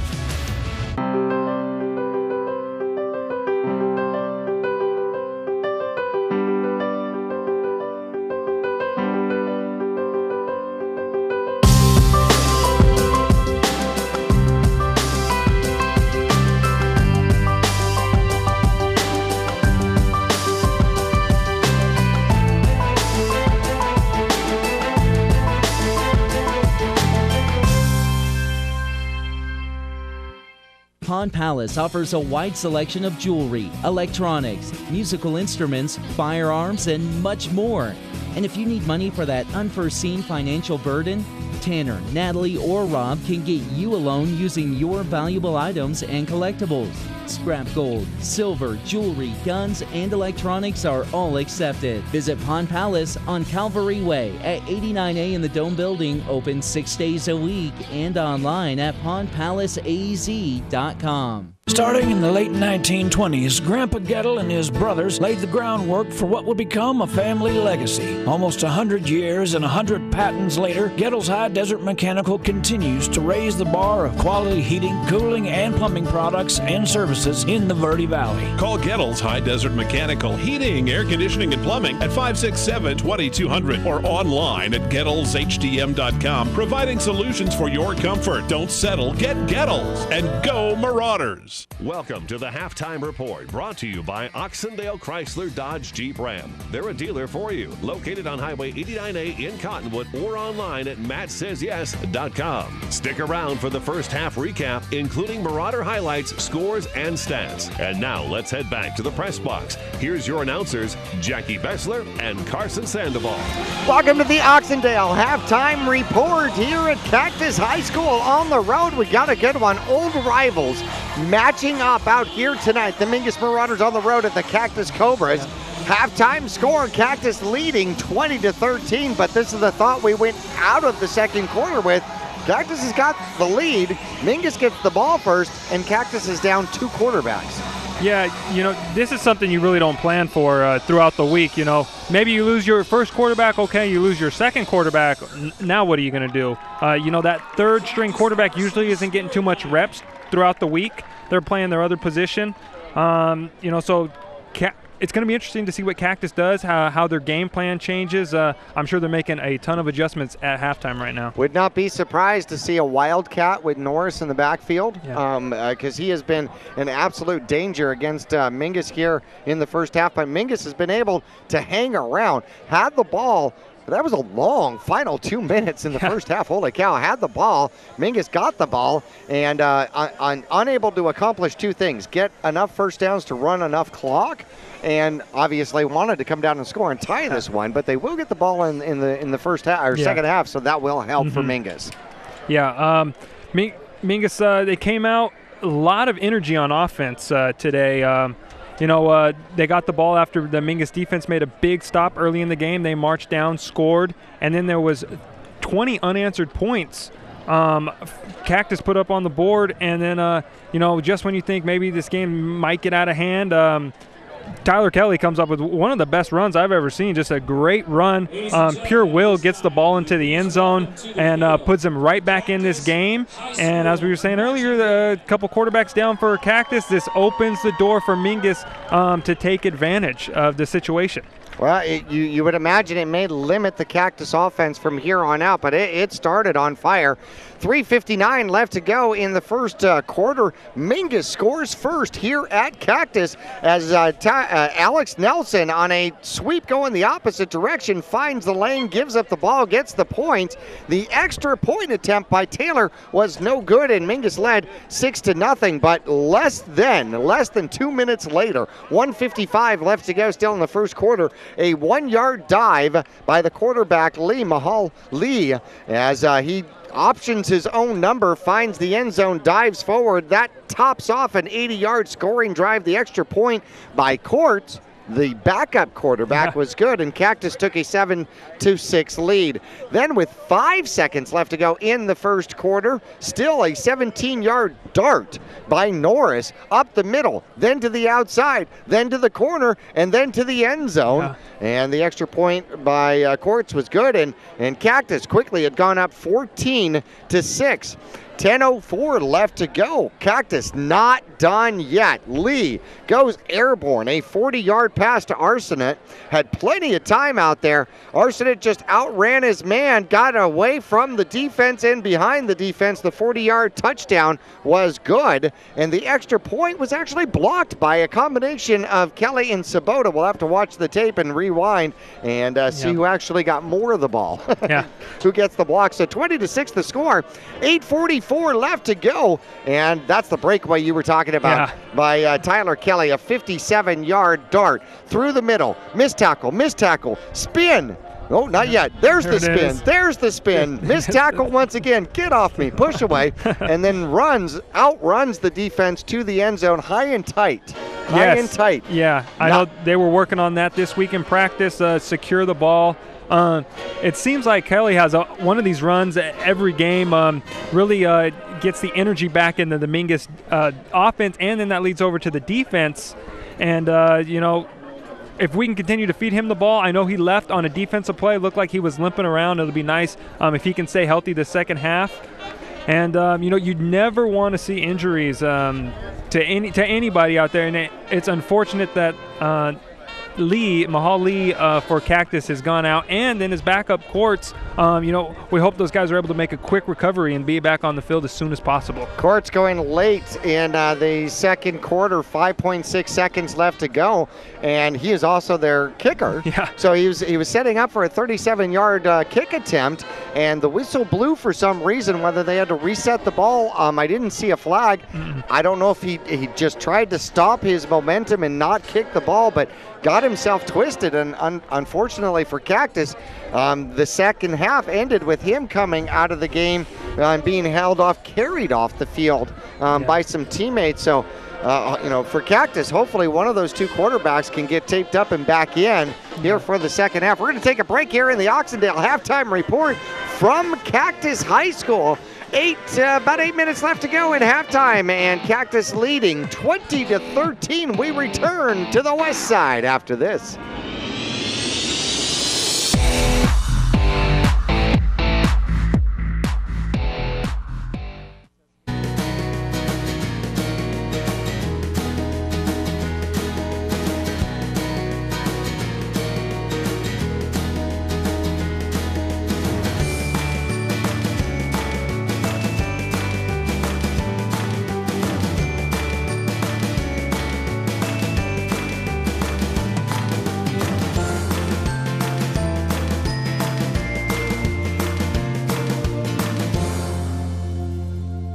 Two things we can count on every year. A new set of tax rules and great weather here in northern Arizona. Jackson Hewitt Tax Service, locally owned and operated by Lewis Rice since 1997, is here for you all year long. Your neighborhood Jackson Hewitt Tax Office will help you in all of your taxing situations. Electronic filing is always free with your tax preparation at Jackson Hewitt Tax Service. Get more in return. Call 1-800-234-1040 for an office near you.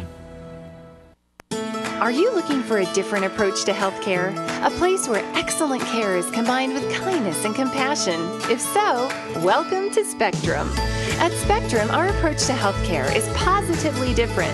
From primary care to pediatrics, our staff is dedicated to one thing: you. As a leader in integrated care in Arizona, we treat the whole person because we think everyone deserves to feel better. Spectrum Healthcare, for mind, for body, for all of you. For 30 years, Roxu screen printers have provided Northern Arizona with clean, crisp, quality screen printing. They work with you to make the right choices in creating the right artwork and message to put forth your best image. Choose from brand name products and even fashion-forward designs, including caps, tees, sweatshirts, polos, and jackets. Make Roxu your choice for work and sports uniforms, workwear, resort wear, and more. Find out more at rokzootees.com. Roxu screen printers in Cottonwood, where clothing comes to rock. Since 1925, Tiffany Construction has worked with developers and local and federal government to build, expand, and improve infrastructure, roads, drainage systems, and subdivisions. From concept to completion, the Tiffany Construction team provides a full complement of construction services and state-of-the-art delivery methods customized to fit your needs and budget. They're Arizona's longest tenured family-owned and operated civil contractor and proudly serving the Verde Valley since 1991. Tiffany Construction, knowledge and experience to bring your project to reality.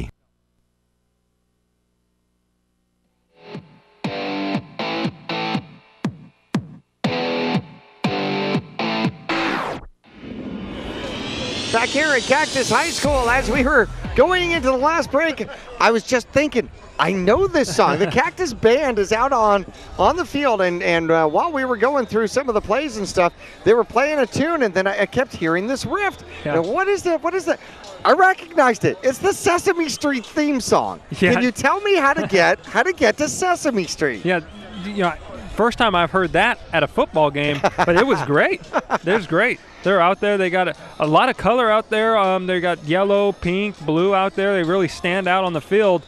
They had a great little sequence going on. I wish you guys could have seen it. It was great. Well, you can. Oh, you can see it. Get part of it right on Verde Valley TV. Of course, that's why we do this, so you can watch it on Verde Valley TV. Check verdevalleytv.com. 4 times of the repeats of the Mingus Marauder game. Speaking of the games here, second half coming up. Let's take a look at some of the stats in the first half. Cactus Cobras, very efficient in the first half. Mahal Lee, most likely out of the game. We'll see if he comes back for the second half. He ends up 7 for 8, 139 yards, 1 touchdown. His touchdown going to number 81 down the field, Arsenault. And on the ground, Norris, the dangerous one. We're going to see a lot of him in the second half, I guarantee you. 12 carries, 98 yards, all last season. Not one game less than 100 yards on the ground. Played 12 of them. Not one game less than 100 yards. Already on pace this season. 2 away from a 100-yard game against the Mingus Marauders here in the first half. 175 yards on the ground, 161 yards in the air. Flores, that second back, 4 carries, 11 yards. Courts added 3 carries with 19 yards out there. And Norris also from the receiver out of the backfield. 6 receptions, 39 yards, and a couple of those coming from the second-string quarterback who ended up 3 for 4 with an interception. Korch did throw an INT into the end zone, intercepted by Mingus and Venezuela. For the Mingus Marauders, offensively here in the first half, Zabala hasn't really pulled it out yet. Only thrown the ball 5 times. He's 2 for 5, 31 yards. He's got receptions out there to started the game here with the reception to Taylor out there. On the ground, the real story is Tyler Carey. 3 carries. Tyler Carey? How about Tyler Kelly carrying the ball? There we go. 3 carries, 109 yards, so he becomes a second 100-yard rushing back in a game for the Mingus Marauders this year. 1 touchdown on the ground. Nelson also has a touchdown. 4 carries and 15 yards. Colby Fanning has gotten the workhorse position. 8 carries and 33 yards. Streck's got 1 for 16 out there. And actually, that's a reception for 16 yards for the Mingus Marauder Jr. So the Mingus Marauders on the ground, 173 yards on the ground, 31 yards in the air. An efficient 200-yard first half. However, they're losing that battle by 160 yards here, or 130 yards here in the first half. Yeah, you wouldn't think if you were watching the game. It seems really even. Norris for Cactus, we're definitely going to be seeing a lot of him in the second half. As you were saying earlier, I'm sure they're going to rely on him heavy with the loss of their 2 quarterbacks. And another stat here, the quarterback that they had, their 3rd string, come in for the game for the last couple plays of the second half. He hadn't, before he threw his first pass, he hadn't attempted a pass all year. And he had 2 carries coming into the game. So he's only touched the ball 2 times. Now coach says, all right, you got the second half for us, buddy. Go out there and try and win us the game. But before that, we're going to put you in from the 20-yard line with 5.6 seconds left and have you throw the ball not once but twice, right? Yeah. Okay, don't get it picked. Don't get it picked. No. Okay, good. There we go. All right, team starting. Well, Mingus coming back out on the field. We're going to take a break here in the Oxendale halftime report from Cactus High School. Your halftime score, Cactus leading Mingus 20-13. We're back after this.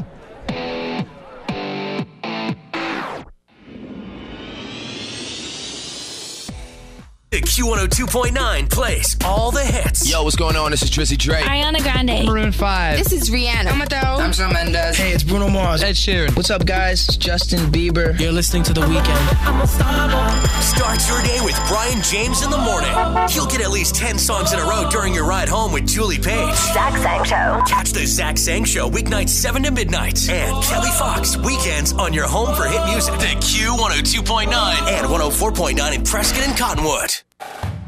Cliff Castle Casino Hotel. The perfect place to eat. The perfect place to party. The perfect place to laugh. The perfect place to bowl. The perfect place to play.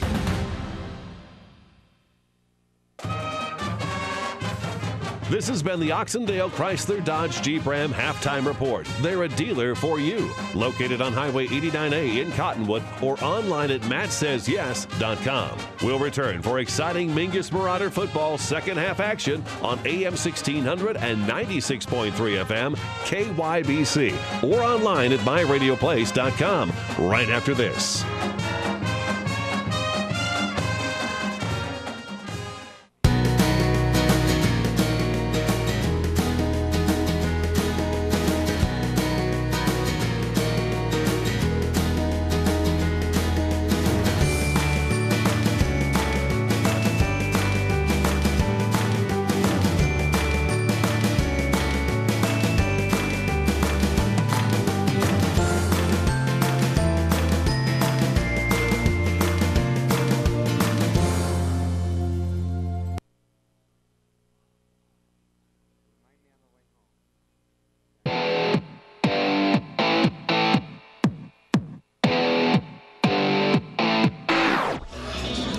Get ready for the second half here at Cactus High School. The Cobras leading the Marauders 20-13 at the Oxendale halftime report. And of course, you know, at Oxendale, Chrysler Dodge Jeep on the 89A bypass in Cottonwood. Matt says yes.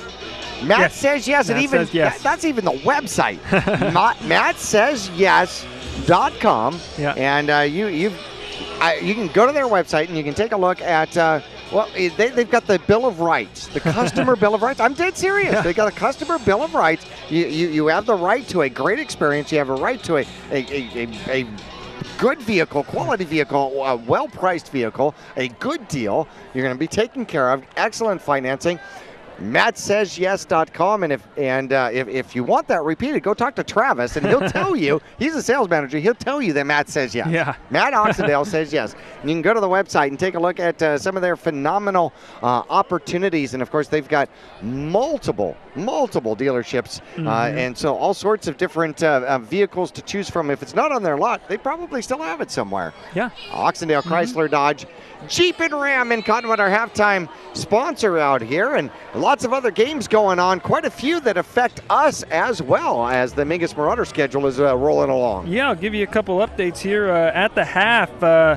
Prescott and Cactus Shadows in a close one. At Cactus Shadows, Prescott up 21-14. And then we go over to Combs, Bradshaw Mountain up 17-7 at the half. Lee Williams leading 7-0 over their rival Kingman over in Kingman. We got a good one over there as well. And the powerhouse Sunrise Mountain leading Liberty 21-10.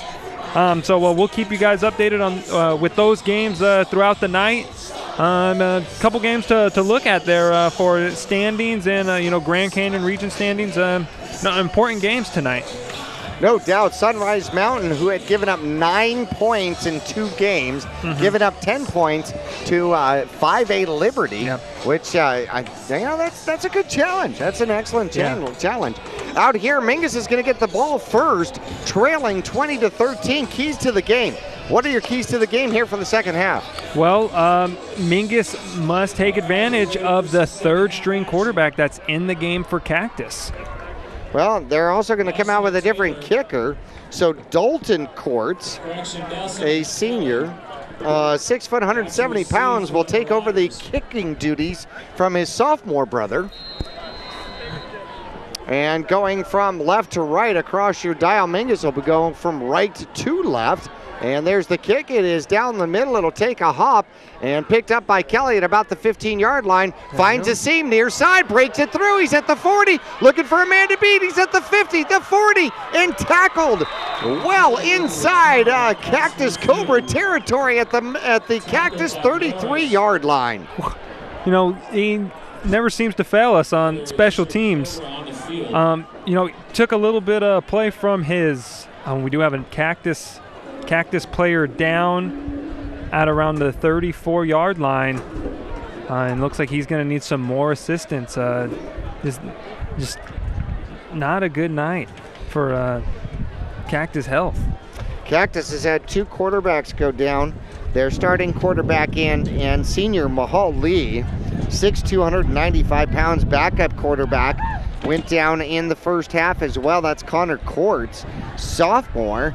And down on the field, it looks like it's Tommy Wells, a junior outside linebacker, 6'3", 193 pounds, and he is in some pain as well. So we're going to take a quick break and give him some privacy here on the field. And when we come back, Mingus will have the ball, looking to drive, starting the second half at the 33-yard line of Cactus. We're back after this.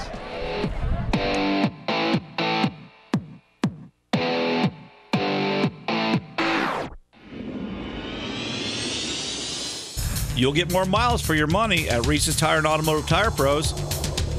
It starts with matching the right tire for you, your vehicle, and driving habits. And continues with expert brake, alignment, and warranty services to extend the life and performance of your vehicle. And to serve you better, we now offer King Cobra custom exhaust systems. Find out more about our nationwide warranty at Reese'sTire.com.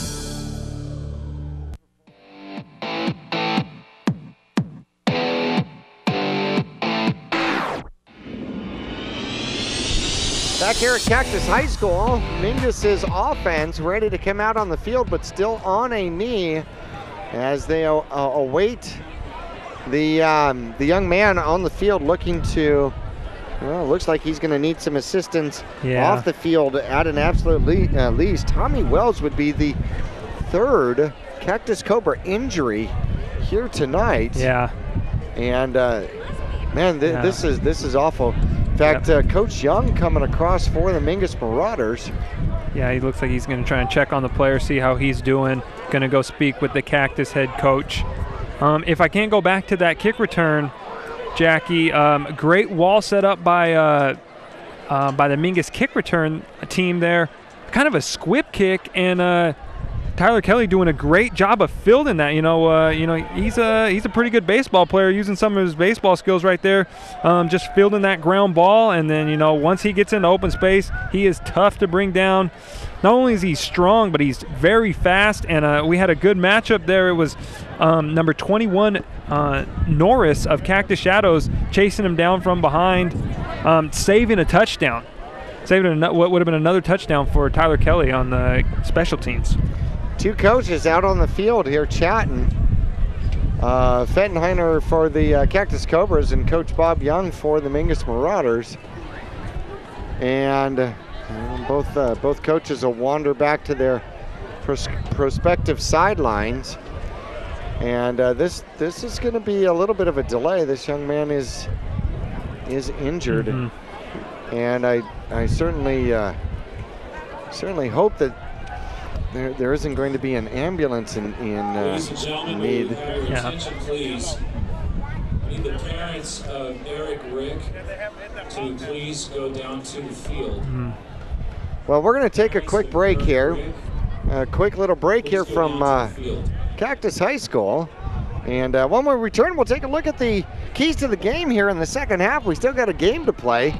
Just a few seconds, 11 seconds into the third quarter here in Cactus, leading 20-13. We'll take a quick break and we'll return to Cactus High School coming up after this.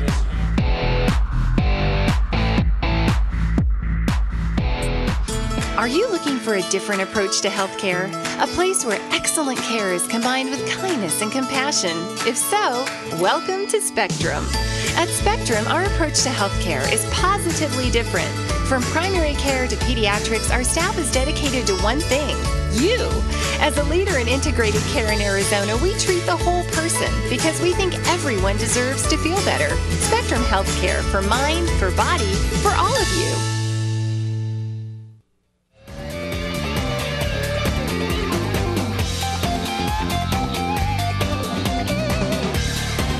Back here at Cactus High School, I've got to correct myself. Eric Rick is the player down.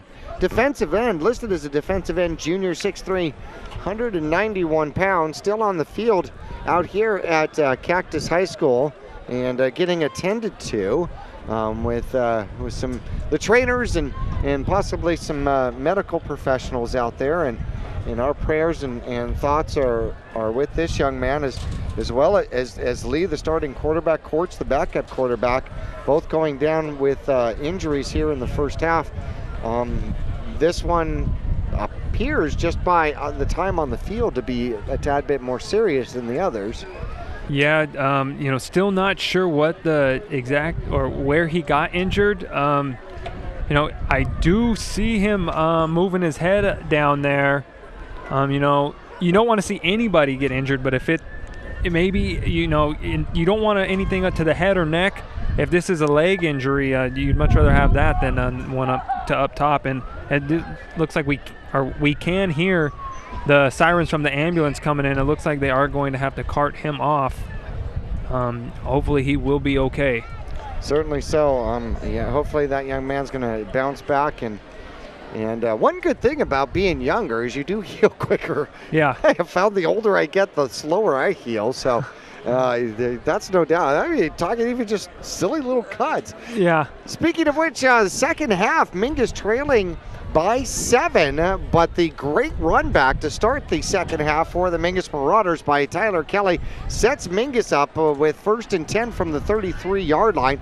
Both squads are probably going to have to re-warm up again by the time we get back to playing, but second half opportunities here. Mingus has done a decent job with some of the counters, able to gained some yards on the ground, 173 yards on the ground for Mingus. Here in the first half, not an awful lot of yardage in the air, only 31 yards in the air for Mingus in the first half.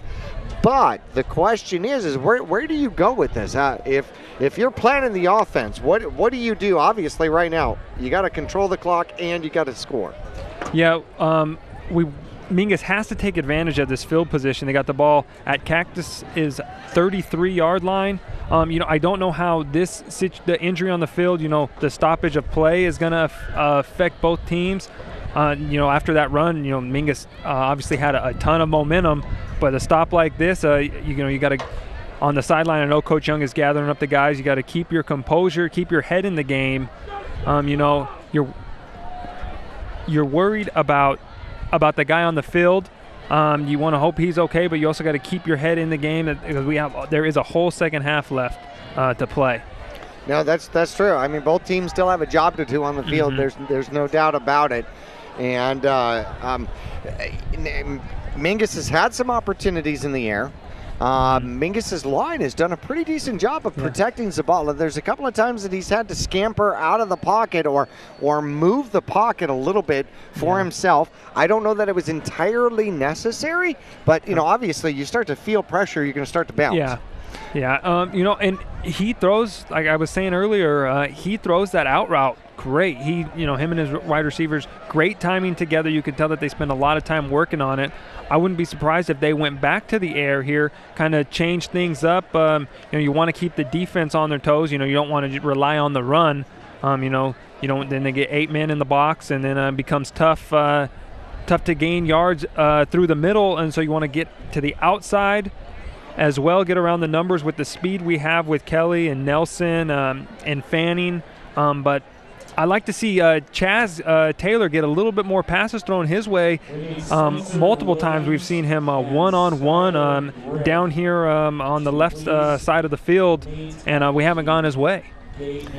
Certainly so. And, Mingus has shown the opportunity to be a balanced team. Coming into today, actually more passing yards, 268 passing yards on the season versus 240 rushing yards. And Mingus went back to the run game here and started to battle it out in the trenches. Now, at the same time, you're playing a team that intercepted Marcos Deniza 6 times last week.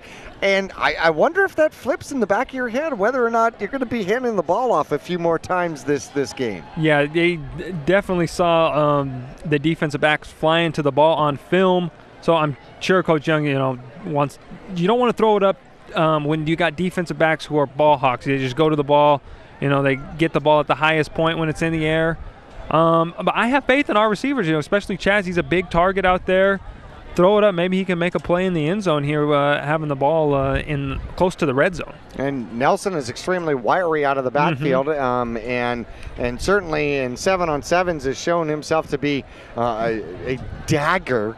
In 7-on-7 tournaments, is he can go downfield with the best of them and catch them. So Mingus certainly has the opportunities there.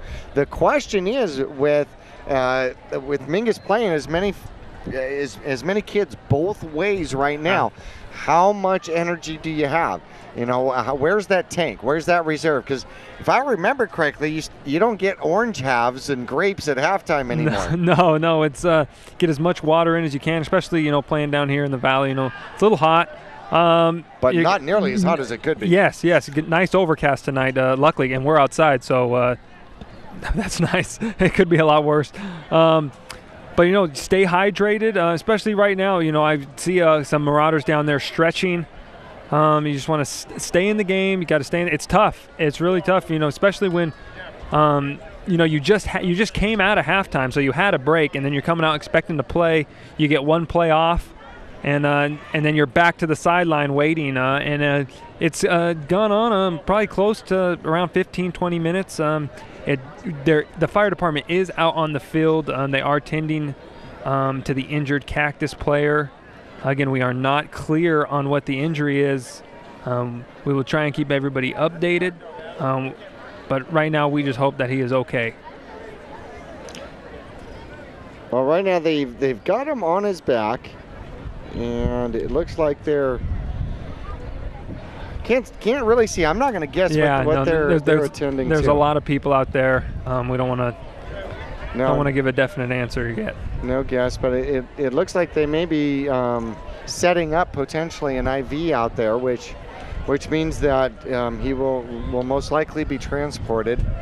And I pray that this is just a precautionary thing for this young man, for his family, for his teammates, as well as all of high school football. Yeah. This is one of the greatest sports in the world, one of the greatest games God ever invented, and it does come with occasional consequences and risks. Yeah, it's a tough game. You got these fast, strong high schoolers out here. They're wanting to make plays out there, and they're going 100 miles an hour, and you just sometimes you step wrong or you get hit in the wrong spot and you go down. It's unfortunate. You don't want to see it. You don't ever want to see it. But we do know the risks you take when you strap up the helmet. Step wrong? I can do that on the stairs at work. What do you mean?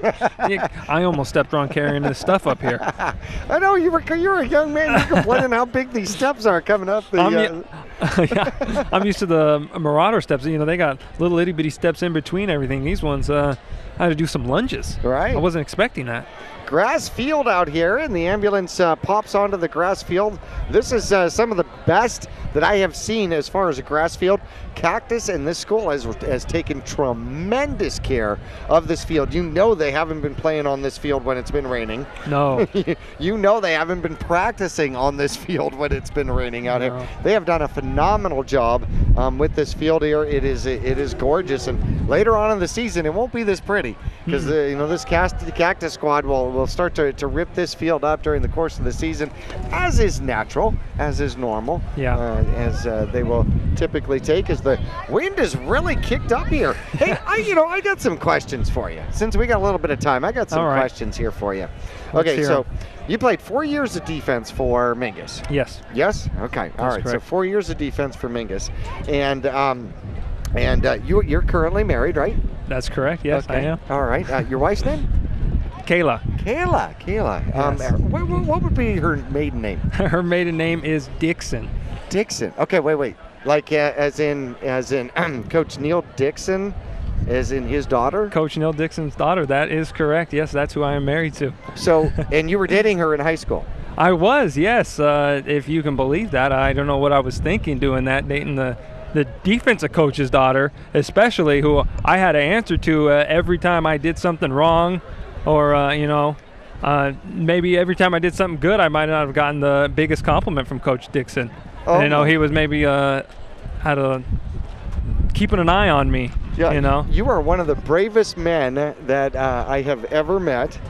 Literally dating the defensive coordinator's daughter while you are playing and starting at safety for Mingus. That is brave. And you dated her all through high school. Yes. Right? Okay. Yep. All right. Was it worth it?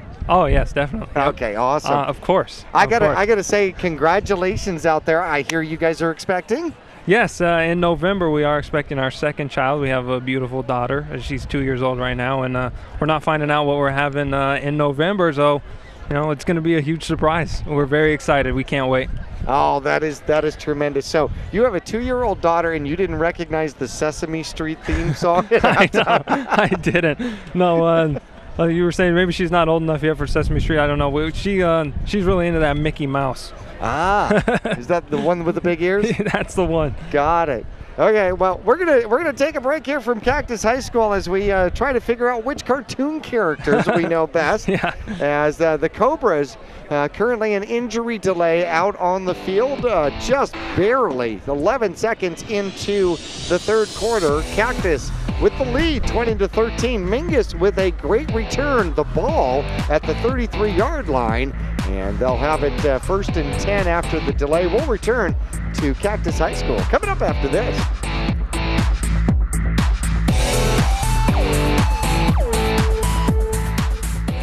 Taylor Waste has been voted the #1 residential garbage service 13 years in a row in Cottonwood and 9 years in a row in Sedona. Why? Because Taylor Waste always offers dependable and efficient garbage service and clean, eco-friendly curbside recycling and positive customer service. Taylor Waste offers a separate recycling container, and our recycling program is clean rather than commingled with garbage.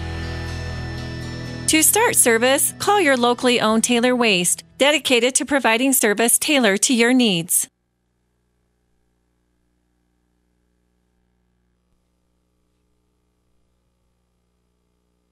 Since 1925, Tiffany Construction has worked with developers and local and federal government to build, expand, and improve infrastructure, roads, drainage systems, and subdivisions. From concept to completion, the Tiffany Construction team provides a full complement of construction services and state-of-the-art delivery methods customized to fit your needs and budget. They're Arizona's longest tenured family-owned and operated civil contractor and proudly serving the Verde Valley since 1991. Tiffany Construction, knowledge and experience to bring your project to reality.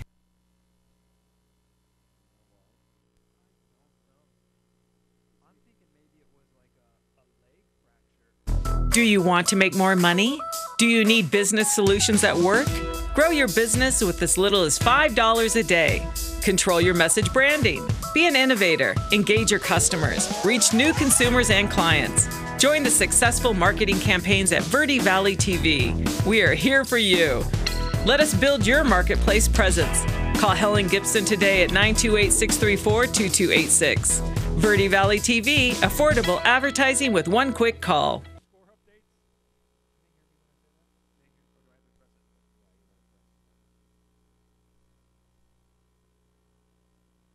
Tune to Verde Valley Television, Channel 56, for locally produced programming for Cottonwood and the Verde Valley. Your home for Yavapai Broadcasting news departments countywide. Cottonwood Council meetings, community events, entertainment, and sports. With a full programming guide at verdevalleytv.com. Enjoy news and information, entertainment, sports, and events with Verde Valley Television, Channel 56.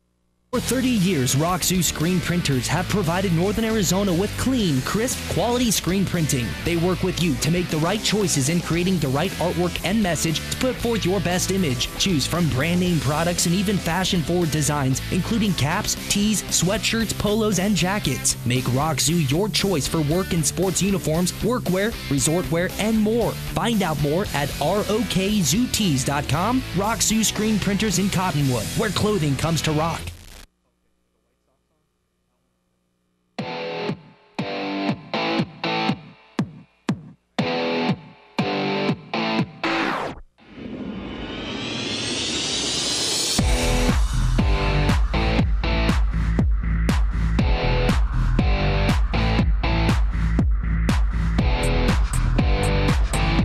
Back here at Cactus High School, we've got an unfortunate injury delay here on the field as Cactus Cobra is still being attended to. This would be the third injury. This one, however, requires the use of medical professionals, and they still have him out on the ground. I know that they've attached an IV to him, which is standard procedure if you are going to be transporting somebody, and looks like they will be taking him for a ride, and hopefully that young man, his family, his teammates are all going to be okay. Coach Fettenheimer's out there overseeing the medical professionals, trying to help his player.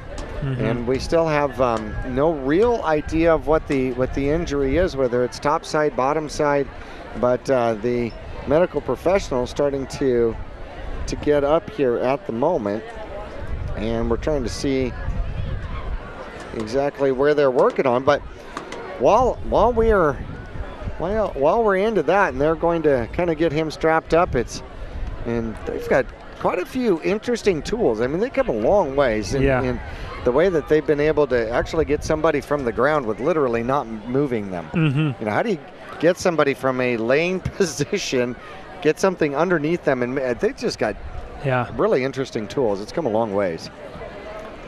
But out here, they're going to be switching tools now. Both teams out on the field, and both teams will probably, I would imagine, need to warm up again. Once we get underway. We are just 11 seconds into the third quarter, and this is going to definitely make it a longer broadcast. I'm glad you're along with us here on KYBC AM 1600 and of course 96.3 FM online at myradioplace.com. It's been an absolute pleasure. And before we went into break, we were talking about you were the bravest young man I have ever known. dating the defensive coordinator's daughter while you were playing safety for 4 years for Mingus Marauder football. That's nuts, man. I know. Luckily for me, it all worked out. Best decision I ever made, Jackie. Good for you. Good for you. And we're going to record that and send it to your wife. Yes, please do. Send it to her right now. No kidding. No kidding. Coach Dixon's probably texting his daughter, you know what I heard? Which is fantastic. And one of the things that I love is the fact that you've been out of the program since 2011, right? You come back, and the coaching staff for Mingus still the same. Still the same, keeping that strong tradition. I learned a lot playing under Coach Young and Coach Dixon. They harp on discipline, very disciplined. It's helped me through my life, through my career that I'm working on right now. And I've taken a lot, just nothing that has to even do with football, just growing up, becoming a man in society. They teach you a lot of valuable lessons, and that's why they're there. That's why they've continued success throughout the program here. Constantly winning football games, always in the playoffs. I wouldn't have wanted to play for anybody else. I loved my time there with them. I wish it was longer. I wish high school was 8 years. That would have been fun. But those guys taught me so much. I'm grateful to have played for them. Well, being an assistant coach with the freshman squad here this year, and last year I helped out a little bit with the JV squad, and I want to throw out to our listeners what kind of a dedication these coaches have.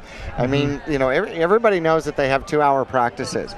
Nobody knows the time it takes to put those practices together. Nobody knows the hours that these coaches actually talk to one another, strategizing, putting together defenses, offenses. Nobody sees the film time. Nobody sees the film time. There are hours and hours when we're all in bed. Okay, that these coaches are up analyzing films, putting together strategies, putting together plays, putting together defensive schemes, how we're going to do this, where we're going to adjust. And this doesn't start with the first day of school. This goes all year long with the weight room. Okay, you got Coach Cromer that has been around, and his father, his predecessor, even before that, Dougie has been there. Coach Galloway, his son graduated last year. Sad to see him go. He's back out. He's back out to help with the linebackers. Coach Dixon has been the defensive coordinator for decades, and I don't say that to make him sound old. He's been in. He went through the program. He's been in the program decades. His son Bradley came through the program all the way through football. And still he's here. These aren't. I'm a dad coach. When my kid's done, my time's over with. Definitely not. And same with Coach Young. His son Spencer came through the program a while back. He's still here. He's not going anywhere. He's on the Mingus head football coach, and he's a great one. And like you were saying, they spend so much time. After this game tomorrow, they'll wake up early in the morning. They'll meet and exchange films with other high schools around the state. And then, all weekend they'll be analyzing those. They'll be writing up the scout reports so they have those ready for the players on Monday when they go into the locker room. There is a lot of time spent scouting these teams, and because you want the kids to be successful. You want them to be best prepared for when they go out for the games on Friday nights. Those are the things that aren't seen by everybody. You get, after the season's over, you get maybe a week, maybe 2 weeks off, and then in the morning before school, you're up in the weight room, you're in the gym, doing your footwork, working all your fundamentals to get ready for the season. There really is no off season in the Mingus football program, and that's why they've had this continued success for such a long time. Well, it is volunteer, of course. All the way through the summer programs, anything, additional in regards to weights. None of that, according to AI rule, is required. And there are certainly students that go that direction. It's not required. I'm not going. And but that's one core thing about Mingus football is the dedication. And you're right. I mean, football, phenomenal game. Love the game. Greatest game. But the way high schools have taken it isn't something that you get your pads on a couple of weeks before school starts. It's not like that anymore. It has gotten severely competitive, and in order to compete on the field, not only score-wise, but to compete physically, so that your players aren't hurt. Yeah. Okay, it takes the dedication, it takes all of the time, and it takes the preparation, and all of these things go through with a successful program. And honestly, it's not about football. No, it's definitely not about football. Far beyond football. You're trying to turn these young men into fine adults, and we do have the Cactus player. He is now being put on the stretcher, and they are going to enter him into the ambulance. We have a big ovation, everybody on their feet clapping for this young man. We hope he is okay. We will try and keep you updated with what has happened.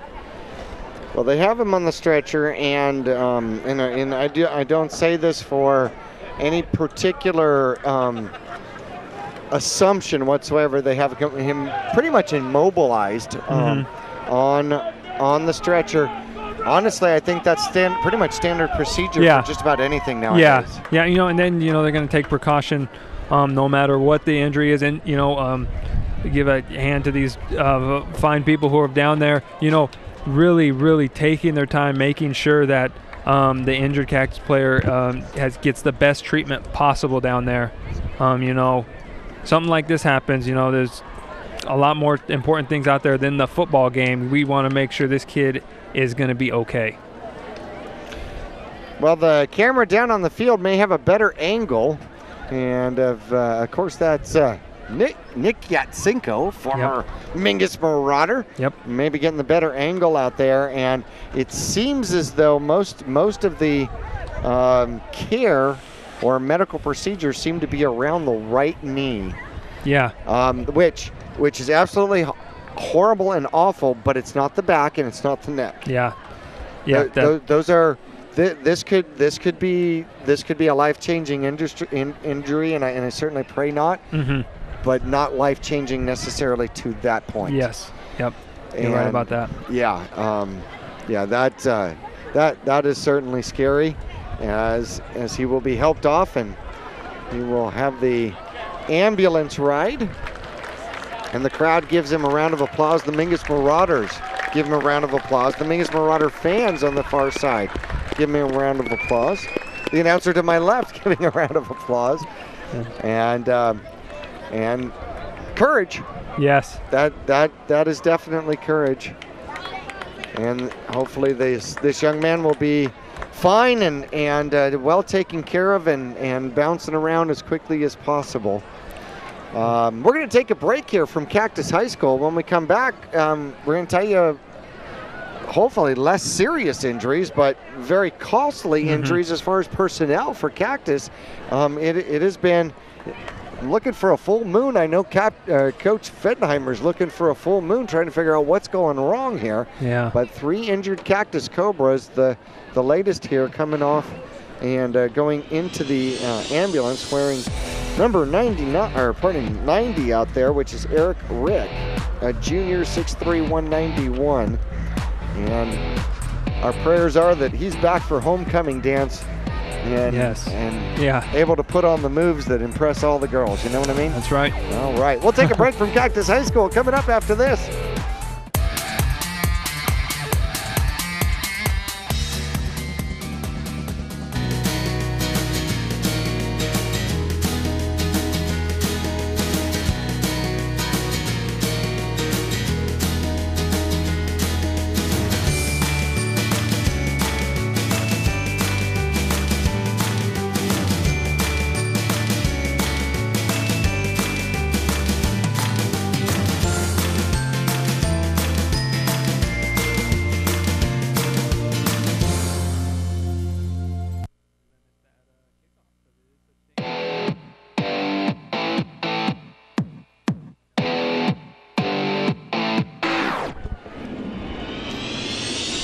All right, our injured player in the back of the ambulance is Glendale's finest coming out to take care of him here at Cactus High School, home of the Cobras, and this rivalry goes back and back and back. And I remember yesteryear going all the way back to the early 90s when you were still in grade school, and the Cactus Cobras almost always seemed to be round one in the playoffs.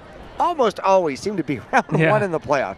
So, you know, you get through the Grand Canyon region, you're doing well. You got a 7-3, an 8-2 season, and boom, here come the Cobras. Holy cow. And interesting enough, Cactus was a bigger school at that time. Before, Peoria Sunrise Mountain was a gleam in Peoria's mind's eye here, okay? Cactus and Peoria were the big boys on the block in the Glendale-Peoria area. And talk about battles. Those were grind-em-out battles between those two squads. Both programs had tremendous numbers, had enough numbers that you had big size and skill in the line, skill players out, just overwhelming in skill players, and they, you know, that was definitely a time for Cactus and Peoria when they were top edge of the 4A school systems, you know? In population and everything else, and they just had that wave of tradition going. Sunrise Mountain opens up, and both of them start to lose attendance, and they start to dwindle in attendance. Don't get me wrong, they're still a much bigger school than Mingus.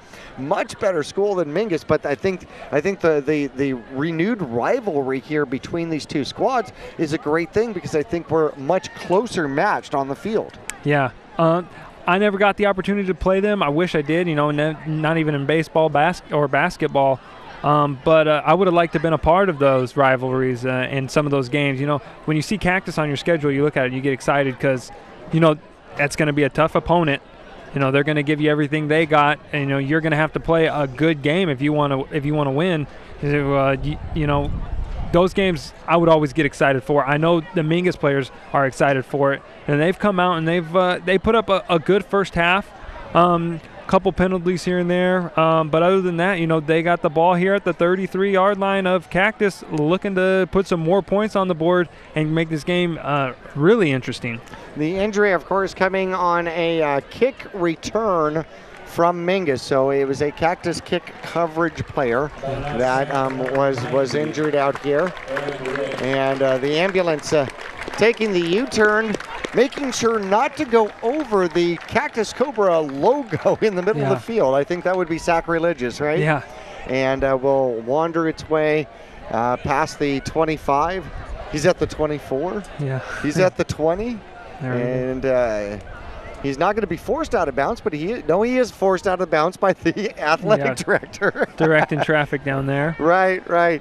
And he'll go across the track and on its way, and both these teams will warm up, which is a good idea. So both these squads will have an opportunity to re-stretch, and after a half a game of football, the body starts to tighten up, and you know, and you start to wonder whether or not you're more prone to some pulls and strains and things right now. Yeah, I was thinking the same thing, Jackie. You know, these guys got to make sure they don't go through these warm-ups. You know, at half speed, you really want to get out there and stretch the muscles back, you know, so you don't pull a hamstring or something.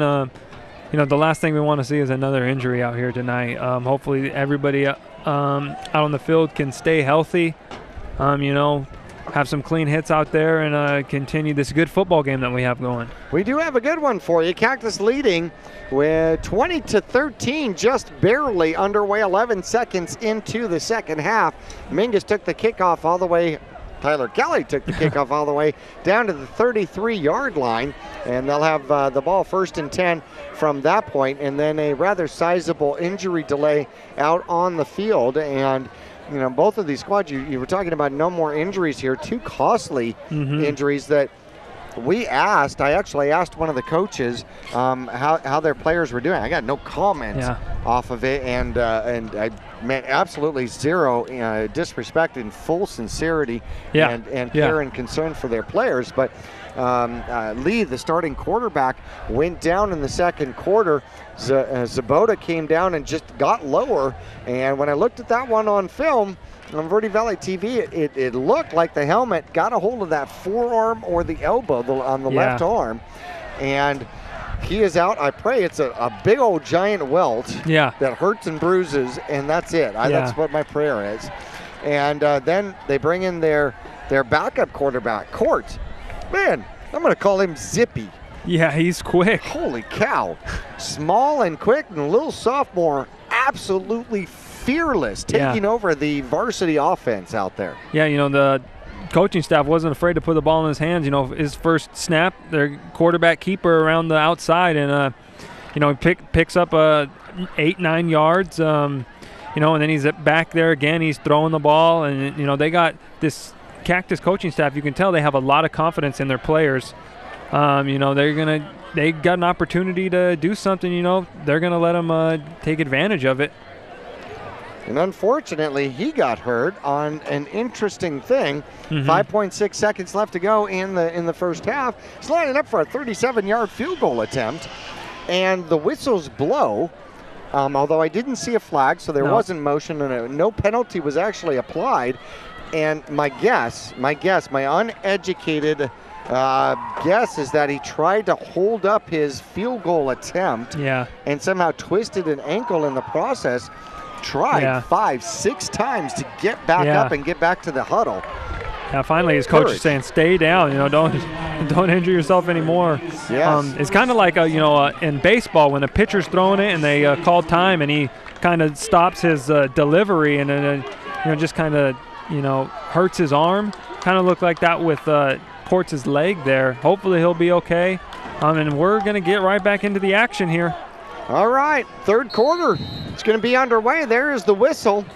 Empty backfield for Mingus. Zabala in the backfield. Takes the snap, looking to throw. Throws to the outside. There's Kelly. Cuts to the inside. Takes on a blocker. Takes on 8 baby blue jerseys. And it gets swallowed up, but after a gain of about 7 yards off the pass. Yeah, good job by Kelly going down and getting that ball. It was kind of thrown down by his ankles. Made a great adjustment running and catching the ball at the same time. Did a little twist, picked up a good yardage. Second and a long 3 out there. Mingus at the Cactus 26-yard line. They've got the ball. Got the second half kickoff and trying to get the ball back. Running to the right-hand side is Alex Nelson, and Nelson knocked out of bounds. He knocks his would-be tackler out of bounds here first. I was watching Kelly up the middle, but it wasn't him, it was Nelson. Yeah, Nelson at the outside. Great job by the offensive line, sealing that outside for him, and he's picked up a great gain there, and first and goal for Mingus.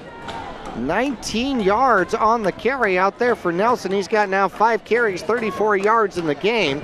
His first carry in the second half, and Mingus sets up shop at the 8-yard line. First and goal, and up the middle goes Tyler Kelly for a short gain. Yeah, a lot of people in the box for Cactus. They weren't fooled that time. They just gobbled up Kelly there. No gain. Good job really just getting no gain because there was nothing there. Cactus loading up the box. We got Chaz Taylor to the far side, Kelly in the backfield. And one wing to the right side. Nelson in motion. He's got a lead blocker. He'll cut inside. He'll dive toward the end zone, and they're going to mark him down inside the 1. Yeah. Line judge on the far side really wanted to stretch those arms in the sky and did not. It looked like Nelson stretched the ball out over the goal line. Maybe his knee was down. So that's why, obviously that is why they're marking him short. But, it'd be nice to see that one again. I thought he got in. 3rd and goal from the 1. Mingus trying to tie this thing up in the 3rd quarter. There goes Zabala. Did he get across the line? Yep. And the near side line judge says he got in. He went perfect job as Moreno blocks to the right-hand side. Zabala takes it to the left on the silent count, and he got in by a matter of just centimeters. Yeah. But he got the touchdown, and that makes it a 1-point game, 20-19. Yeah, he runs that quarterback sneak very well. Puts his head down, gets his shoulder pads low. Extra point attempt is up, and no good. Taylor looked like it barely had enough distance. Maybe it didn't get over the crossbar. Maybe it went right. Hard to tell, but 20-19. Cactus protects its lead. Kickoff coming up after this.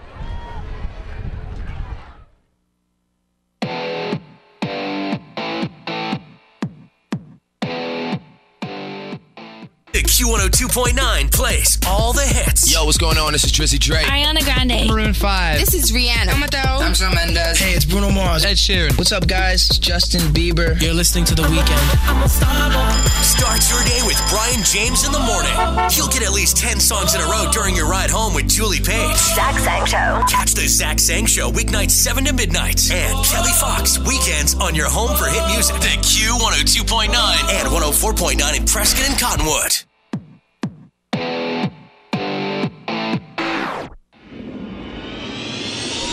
Mingus set for the kickoff, and Rodriguez kicks it. It'll be short, taken at about the 15-yard line. They set up a return, far side, and still on his feet, looking and finally pushed out of bounds. And we're going to see if he made it all the way to Mingus's territory, or no, they're going to mark him down at the 46-yard line. The special teams for Cactus just helps their squad out once again. Yeah, Floor is a real stocky guy, tough to bring down. He's like a fire hydrant out there running the ball. He's low to the ground, runs hard. I don't know if I'd want to be a defensive back seeing him coming downhill. 41-yard line. That'll be the line of scrimmage as the first drive for Cactus here in the second half. 3 men in the backfield, and as I expected, Norris is going to take the ball. He'll come to the outside. Mingus is trying to string it out. He'll turn it around the other way and find some green, and finally taken down. And it is going to be broken play after broken play. 11 yards for Norris on that one. It was not intended to go the opposite direction, but Mingus really defended it well, strung it out, and wisely he cut it all the way back across the field. Yeah, Link doing a good job staying home, protecting the cutback lane. And coming to the near side, he's got a lane looking for some room and pulled out of bounds out there by Streck. And that's going to be Norris once again. It might be the Demarion Norris show here in the second half. Second rush again, and they get 2 back-to-back first downs, runs of 11 and 16. Yeah, and no water break for him. He goes right back to take the snap. Does take the snap, goes to the right, tries the middle. Mingus locks it up. He bounces to the outside, down the sideline, and finally out of bounds by Huey once again. This one is not a first down. This will be at the 23-yard line, so 2nd and 2. Yeah, and Cactus kind of going with a little hurry-up offense here. No huddle. Coach is calling the play in from the sideline, and, 3 straight runs for Norris, and he will actually come out this play. And that is number 7 in at quarterback. That is trips to the left-hand side. They hand up. No, he's going to keep it himself, and Streck's going to run him down for a loss. That's going to be a sack of about 5 yards out there. Streck gets up, pounds his chest. Great play. Run it. I was kind of fooled too, Jackie. Looked like it was a run up the middle. Quarterback hung on to it. Streck not fooled at all. Just throwing him down, getting his hands on him. Big pause from Streck. I wouldn't want to be tackled by him. 3rd and 6 now. Flores in the backfield. Norris is in the backfield. And the backup quarterback is in the backfield, but not at quarterback. Norris takes the snap. They're going to run to the left-hand side. Yeah. Mingus strings it out and do get him out and run out of bounds for a short game of about a yard or so. And that's going to bring up 4th down. Now the question is what do you do at the Mingus Marauder 27-yard line? I got to imagine you got to go for it. On that previous play, Norris had numbers to the outside, but Streck, just from his middle linebacker position, pursuing the ball with just speed. I say it all the time, but for a big guy, he is very fast. He gets to that outside, saving a first down for the Cactus there. 3 receivers to the near side, and Norris is going to hand it off, coming to the near side, getting a block to the outside, and tackled, an open field tackle, but he's still on his feet. How did he not go down? But he does not get the first down. Flores, man, what a fight for yardage. Was wrapped up and still took blows, and Mingus defense stiffens up and gets the turnover on down. That was Fanning coming up from the cornerback position and putting a nice lick on the running back there, Flores, but managed to stay on his feet, fighting for a couple more yards, but the pursuit of Mingus just too much, and turnover on downs. Great stop from the Mingus defense there to give the ball back to the offense, who's looking really good. Mingus will come out with 1 receiver to the far side, a tight formation, and the handoff goes to Kelly, and everybody was going after Kelly. Yeah. Gets back to the line of scrimmage, but gets punished. Everybody in the box and on the tackle there. 8 guys for Cactus around the ball there. Really nowhere for Kelly to go. That is the 2nd rush in the second half for no yardage for Kelly. Yep. And when you look back up and you wonder where the white jerseys went. Yeah, that was, it looked like a sea out there, all that blue. No kidding. 8:02, 8 minutes left to go, 3rd quarter. Mingus trailing by 1, and Tyler Kelly is going to get attended to. They'll stop the clock exactly with 8 minutes. Yeah, helmet. Looks like a chin strap issue. Referee helping out there. Thank you, ref. Appreciate that. When you hire the white hat as an equipment manager, that helps. Yeah. Man in motion is Blenara's. Quarterback keeps it, looking for somewhere to go, throws it out. Kelly catches it, has the dive for it. Yeah. A good pass there, and he had some rack yards to make, but it's going to end up a 3rd and 6, a 4-yard throw out there. Zabala not extremely accurate on that throw. A phenomenal effort just to catch the ball. Yeah, that was actually caught it one-handed, tipped it back to himself, brought it in. If that ball is just a little bit higher, Kelly's got some room to run, and what he does in open field. 3rd and 6, quarterback back. Zabala's looking to throw. He's got to run. He throws it downfield, and nobody's there. But it might have been in lieu of getting sacked there. Yeah. And rather than taking another 5 yards back, it'll bring up a 4th down. So the Cactus Cobras hold, and they put one of their best feet forward with the special teams out here.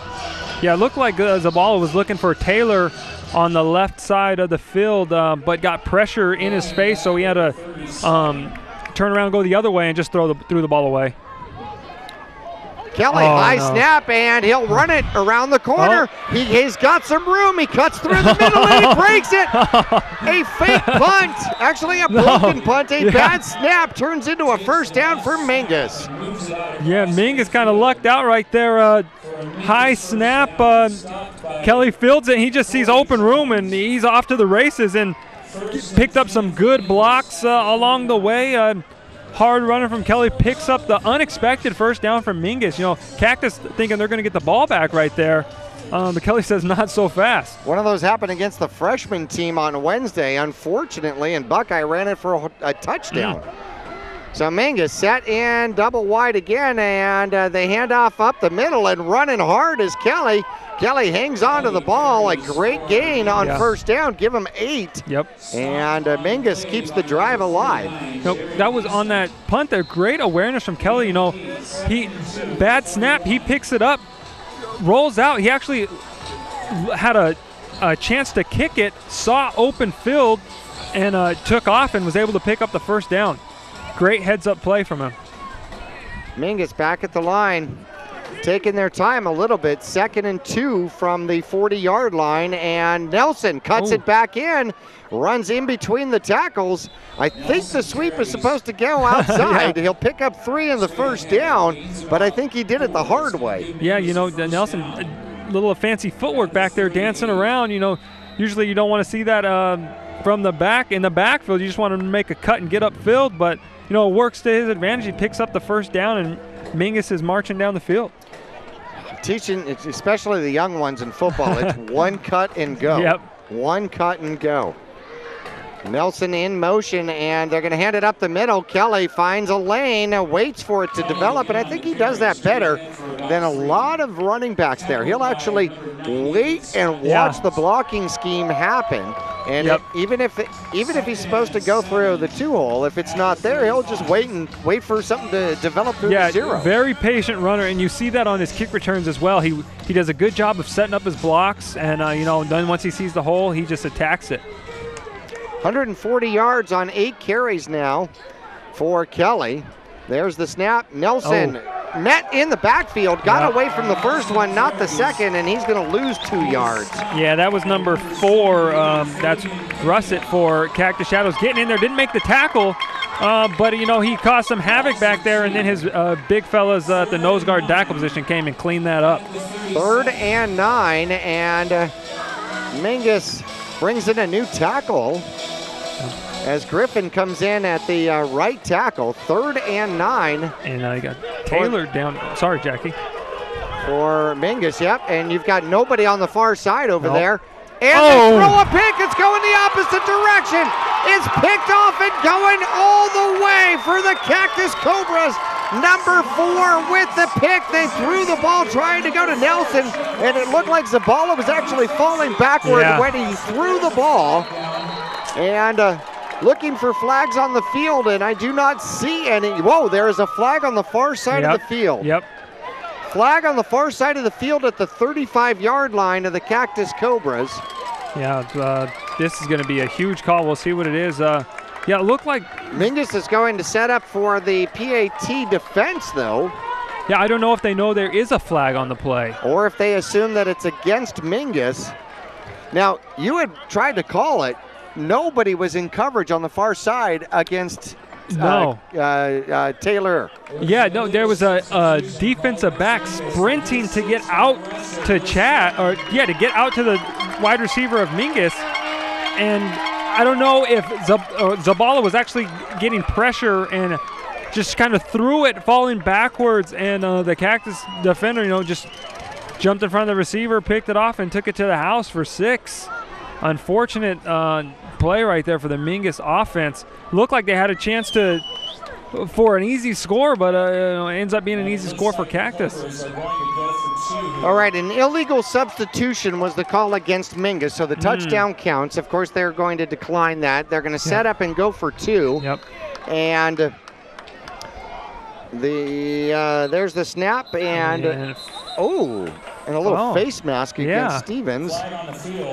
And it's going to be offsides against the Marauders. It's going to be offsides against Mingus to make the 2-point conversion even a little easier, perhaps. Yeah.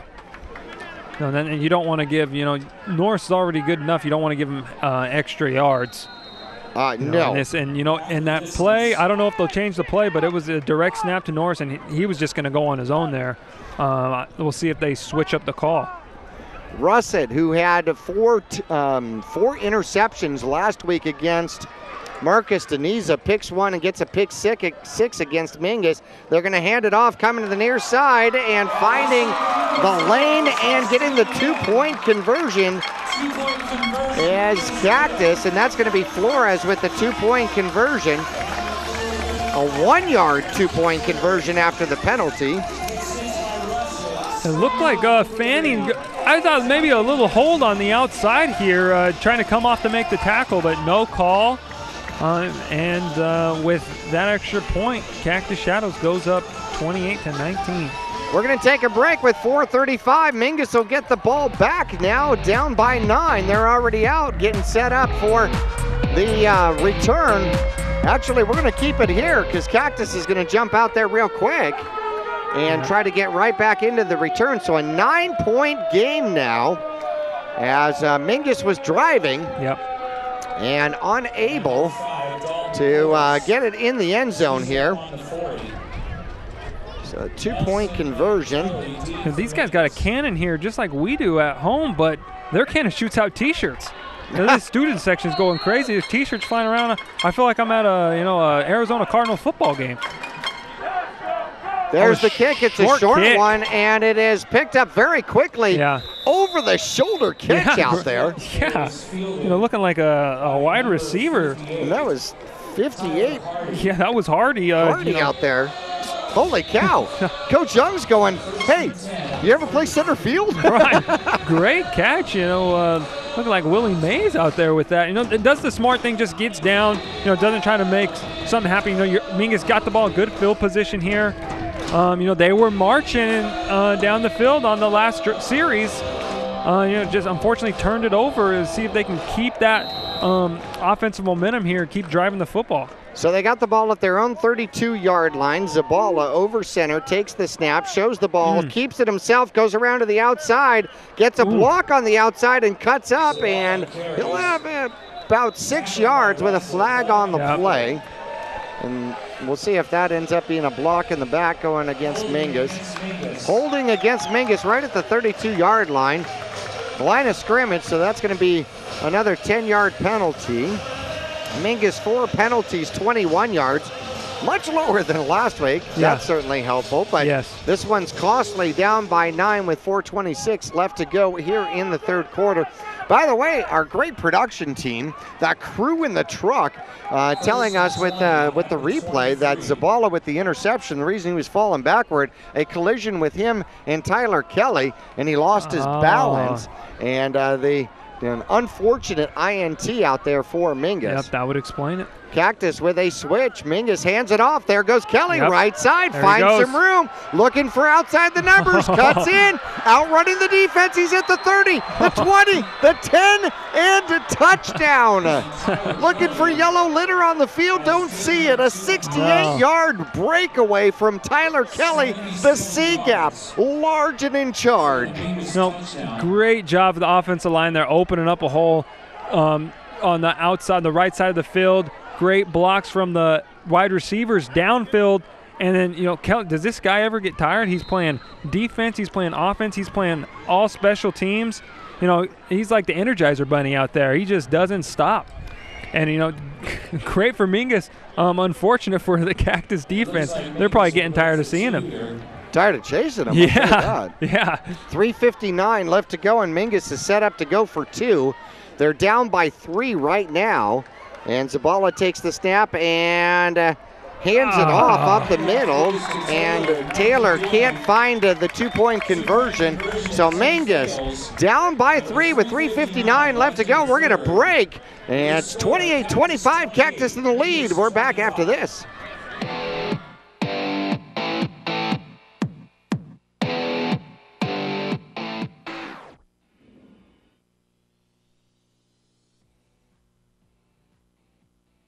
Two things we can count on every year: a new set of tax rules and great weather here in northern Arizona. Jackson Hewitt Tax Service, locally owned and operated by Lewis Rice since 1997, is here for you all year long. Your neighborhood Jackson Hewitt Tax Office will help you in all of your taxing situations. Electronic filing is always free with your tax preparation at Jackson Hewitt Tax Service. Get more in return. Call 1-800-234-1040 for an office near you.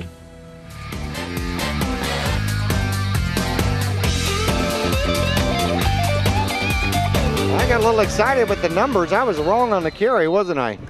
Yeah, those looked like Fanning with that run up the middle that got stuffed. And there's the ground ball. It's bounced around and then covered out there. kind of look like when Cactus kicked off to Mingus. They realize how dangerous Kelly is and how dangerous Norris is when they get the ball in their hands. They don't want to kick it to them. They don't want any part of them. 36-yard line is where Cactus will take over from their own 36-yard line, and the coverage out there by number 92 Tommy Wells, the junior, tipped the ball. Chased it down and did a great job just diving on it. Don't be a hero. No, yeah.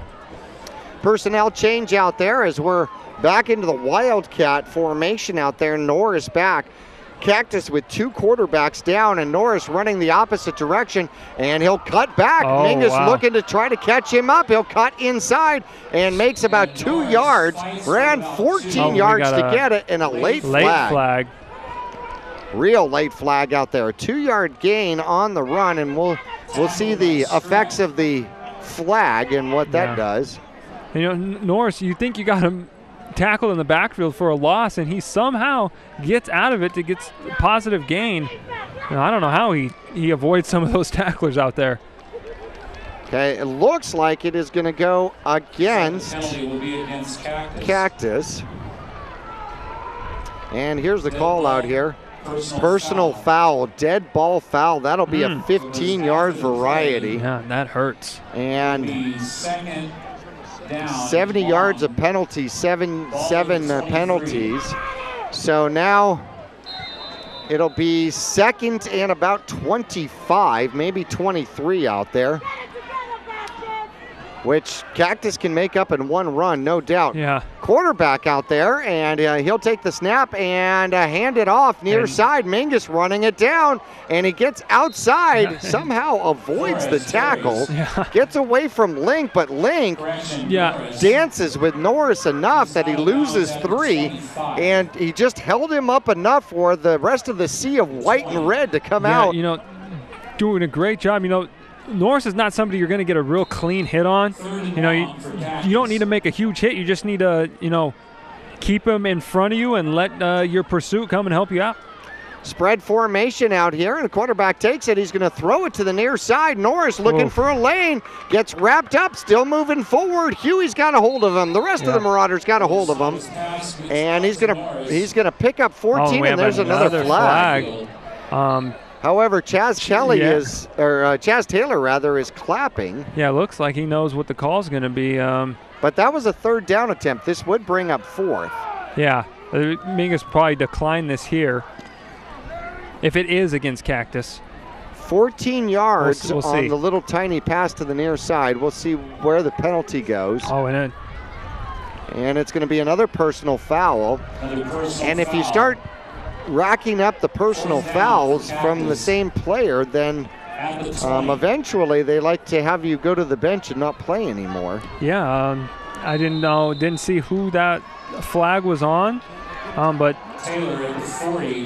this is a interesting 4th down, and they do punt, and they get the punt off, and it's going to go out of bounds. Mingus is going to have great field position at about the 46, 47-yard line, and it was a dead ball foul, so the play counted, and then they addressed the penalty. So that was a win-win for Mingus as far as field position goes. 8 penalties now, 85 yards for Cactus, and if they have to do up-downs like other teams do, that's a tiring Saturday before films. Yeah, I never looked forward to those Saturday.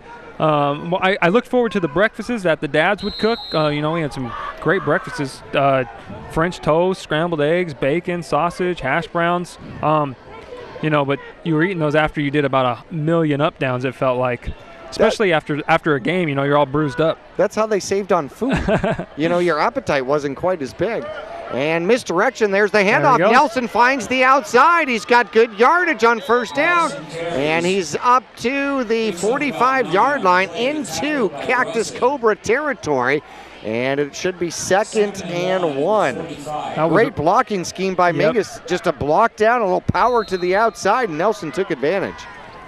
Yeah, just smash mouth football. The Mingus offense line is getting a good push up front, and their backs are running hard. I mean, Kelly, that last touchdown he scored, he had an angle pursuit coming from the safety and the cornerback. He just outran him. 8 men at the line for the Cactus Cobras, and Nelson spins his way forward. It's going to be your call. Do you think he's got it? Ref saying, yeah, let's bring the chains. Let's move them. Yeah, it would be you. You're going to make your guess after they call it. Right, they were quick on that. Yeah, I wasn't looking. My eyes were closed. It's hard to call the game that way. You and I are going to have to talk about that. Yeah. All right, so 1st and 10 for Mingus from the Cactus 44-yard line. 2:06 left to go in the third quarter. Mingus trailing by 3, 28-25. Content to leave the ball on the ground. Mingus gives it up and darting through with a little extra push there at the end on McCauley. No call on that one, but a little extracurricular activity. That was number 20 for the Cactus defense. Staying home and, really just keening in on Tyler Kelly. He didn't care about the fake veer that Zabala was running. They got all eyes on Kelly in the backfield right now. They don't want him to beat him again. 2nd and 8 from the 42-yard line. Mingus, one receiver, both sides, wing T. High snap, quarterback keeps it and will get eaten up alive by 2 Cactus Cobras. Number 20 was there again.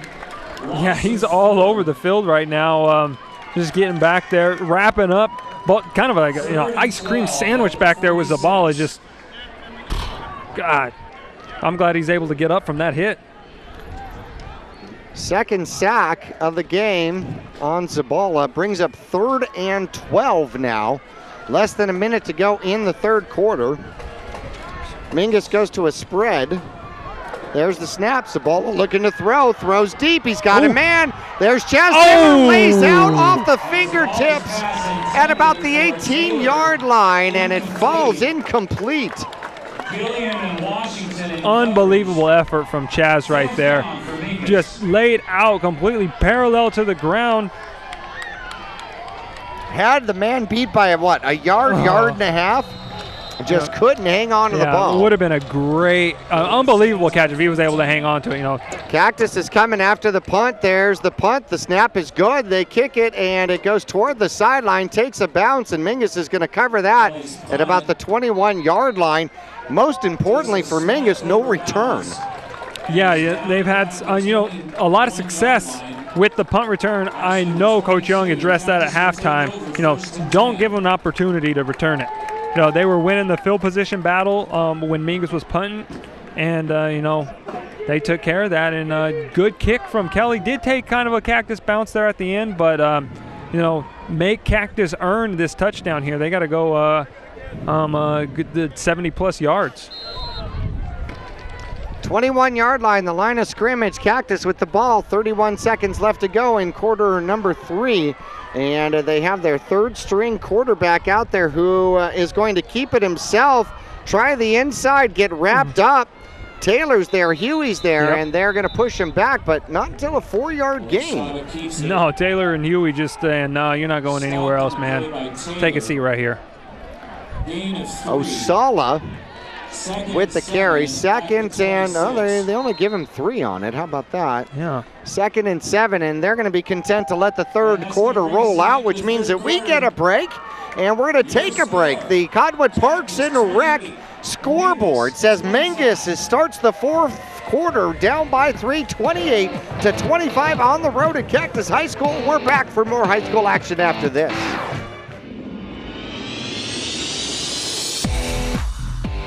People often refer to Larry Green Chevrolet as the people place. Keeping that reputation is a priority in the community and with every customer that comes through the door. If you're on the market for a new or pre-owned car, truck, van, or SUV, you'll find their selection extensive and their sales team professional and courteous. You can also count on excellent after-sales service. Visit Larry Green Chevrolet on Highway 260 next to Walmart in Cottonwood. Two things we can count on every year. A new set of tax rules and great weather here in northern Arizona. Jackson Hewitt Tax Service, locally owned and operated by Lewis Rice since 1997, is here for you all year long. Your neighborhood Jackson Hewitt Tax Office will help you in all of your taxing situations. Electronic filing is always free with your tax preparation at Jackson Hewitt Tax Service. Get more in return. Call 1-800-234-1040 for an office near you.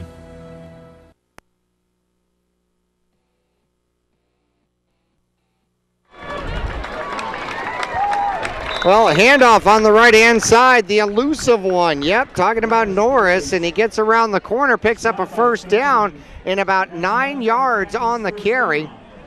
Norris has been a workhorse. Not sure he was planning on 35 carries here in this game, but he gets the ball up to their 40-yard line. He now has 140 yards on 19 carries.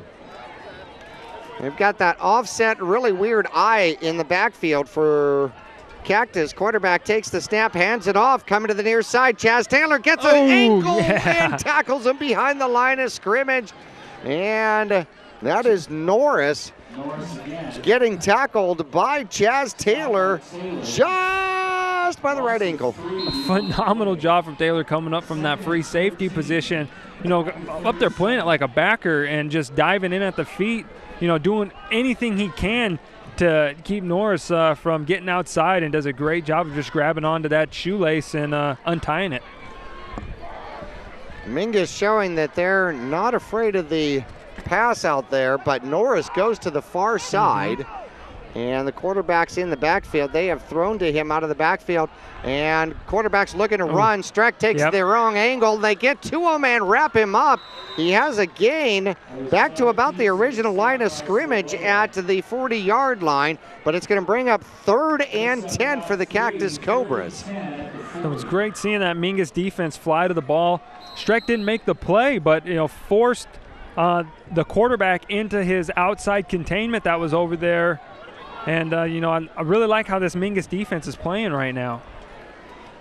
Well, Mingus, one safety back, just about everybody back at the line, definitely playing run. And the quarterback is choosing to keep it, and he'll get wrapped up by 2 Marauders for the sack. Streck is back there and gets a hug out there for Nelson, and that's going to bring 4th down, a loss of 3 from the 37-yard line, and Cactus is looking like they're going to have to punt again. It looked like a broken play back there. Cactus had an I formation with about 10 guys, and quarterback went to go hand it off, and nobody took the ball. He was stuck with it. I'm tired. You take it. High punt, skies it.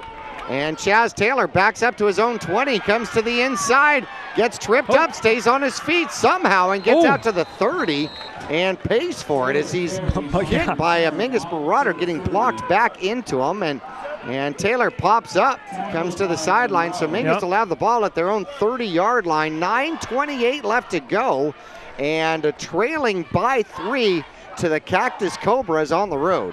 Nice to see everybody get up from that tackle there. Bodies flying all over the place. Hard-hitting football game tonight. Cactus has lost both their starting and backup quarterback. They are absolutely playing on pure desire out here. As they bring Streck to the near side, they've got Taylor to the far side. Zabala sends a man in motion. There's the snap. Zabala's got, he's getting trouble. He's got trouble and is tackled for a sack, a big sack.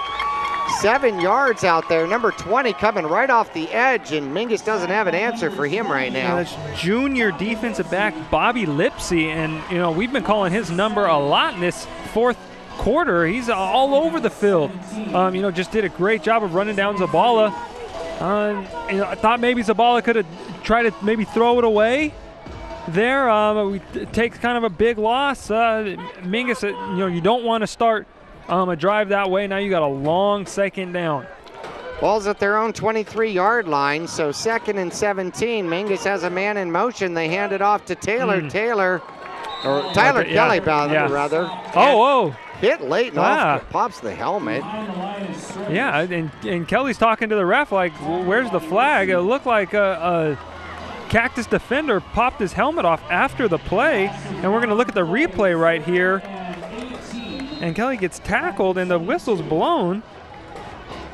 Oh, and then he's getting pushed.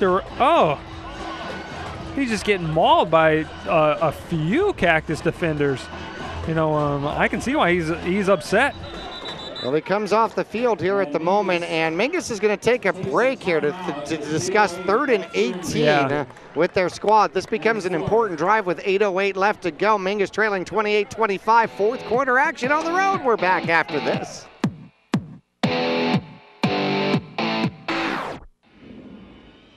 If you believe life starts where the blacktop ends, if the power of an engine makes your heart race, don't settle for anything less than Polaris RZR, the ultimate off-road vehicle.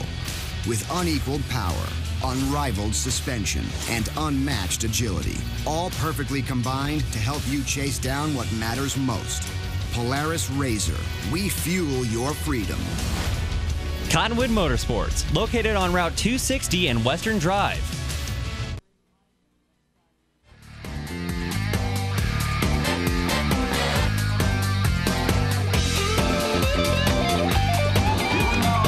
Coming out of the timeout, or actually during the timeout, Carson Sandoval and we were talking about Mingus has got this drive, maybe one more left to go with 8:08, primarily because when Cactus gets the ball, without their two quarterbacks, they're probably going to be running the ball. Yeah, they're running it. No doubt they're running it. They're going to trust in Norris and see if he can seal the deal for them. We'll see what Coach Young's got dialed up here on 3rd and long. We got whistles blown. And we'll see. Link's coming off. Mingus. Official timeout on the field. Substitution penalty against Mingus. I think Mingus had 12 guys on the field. Interesting, no flag was thrown. Refs just, out there directing traffic. Well, that makes it 3rd and 23 now. Zabala back, looking to throw, puts it up. And Chaz Taylor in triple coverage. The ball only thrown where Chaz could get to it, but he couldn't quite catch up to it. And that's going to bring 4th and halfway back to Cottonwood for the Mingus Marauders. Yeah, well, this is definite punt situation here. No trickery at all. Just try and protect the punter back there and get off a good kick. It looks like Kendrew's back there. Hopefully he can get off a nice bomb here and make Cactus have to go a long ways. Link comes in for a little protection on the near side. Kendrew Streck, they got one man back. They're bringing everybody else. There's the kick. It is high. It's going to drive the man back. He'll catch it over his shoulder.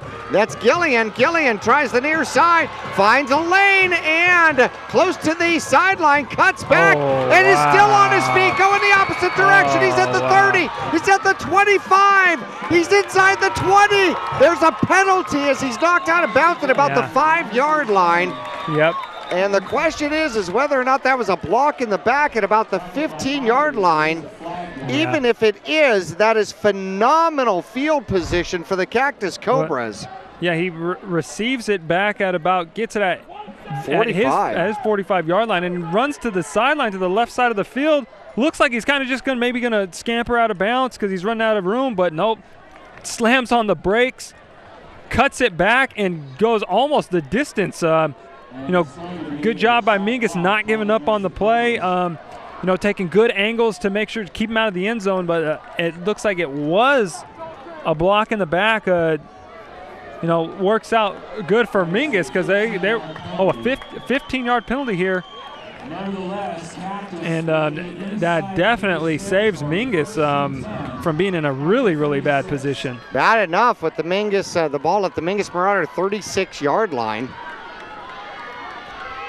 And now that's their 3rd-string quarterback running off kind of with a limp. And he'll get off the field. There's the snap. It's a direct snap. Here comes Norris near side. Finds a lane. Cuts it in. Cuts it back. Stays in bounds somehow and is finally taken out of bounds by Streck. But not until a first down run inside the red zone for Mingus down to about the 16-yard line. 14-yard line. These Cobras here, they slither on the sideline. They're just, walking a tightrope. It looks like they're going to be stepping out all the time, but they managed to stay in bounds and pick up positive yards. Well, they use every inch of the field. And Norris takes the snap. He's going to try the right side, and he'll turn around, come back the opposite way. Mingus over pursues, gets to the corner, and into the end zone. A 14-yard touchdown, and that was just all Norris misdirection. Mingus over pursued on the near side and overran it, and a 34-25 lead now, and you got to imagine they're going for 2. Yeah, I would think they'd go for 2 here. Sometimes I'm wondering, maybe that's how the play is designed. Just give Norris the ball and maybe just have your offensive line stand here and there, maybe get in the way of a defender and just let Norris do everything else. I don't know how he doesn't get tackled out there. He's so elusive. There's a snap there coming to the near side, and Norris dives in the air for the 2-point conversion. Now the question is was he down? He slipped in the backfield. Did that knee go down, or was it just the hand? The umpire and the referees give him the 2-point conversion. 36-25 kickoff coming up after this.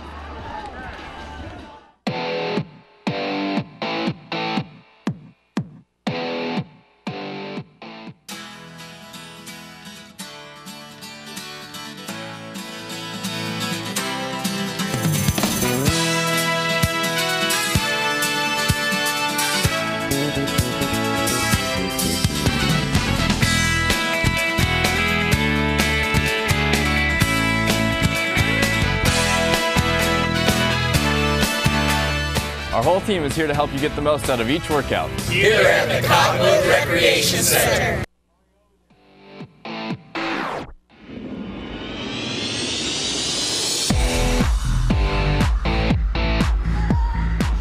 Mingus down by 11, needs to find the end zone twice with 7:22 left to go, and that t-shirt shooter shot that one a good 75 feet in the air. Holy cow. Yeah, it's no rinky-dink down there. It's the real deal.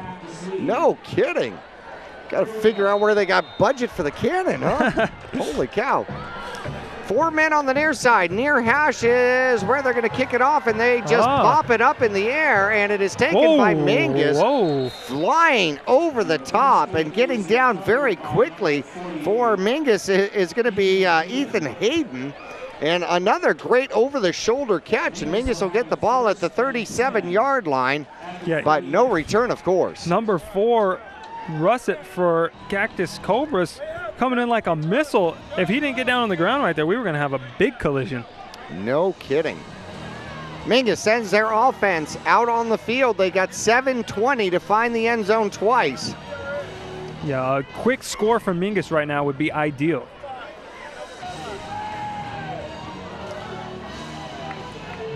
Kelly's in the backfield. They got Nelson out there. And Zabala over center.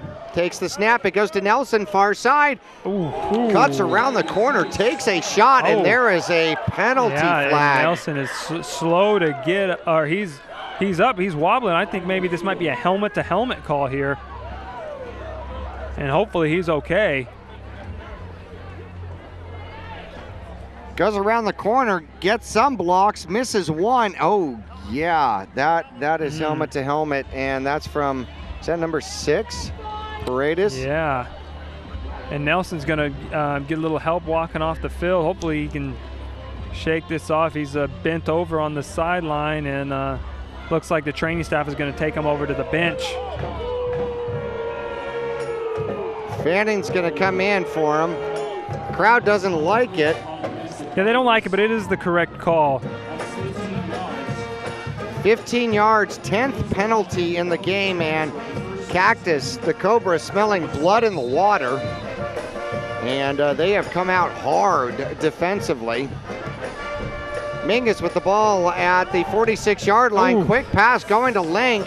Thrown just a little bit quick, and Link didn't get turned around. 2nd and 10. Mingus on the Cobra's side of the field at the 41-yard line. 7:04 left to go. Got to score twice, down 11, 36-25. Zabala put just a little too much heat on that pass. Ling really had no shot at it. Just, you know, he was just a few yards away, and that thing came whizzing past him.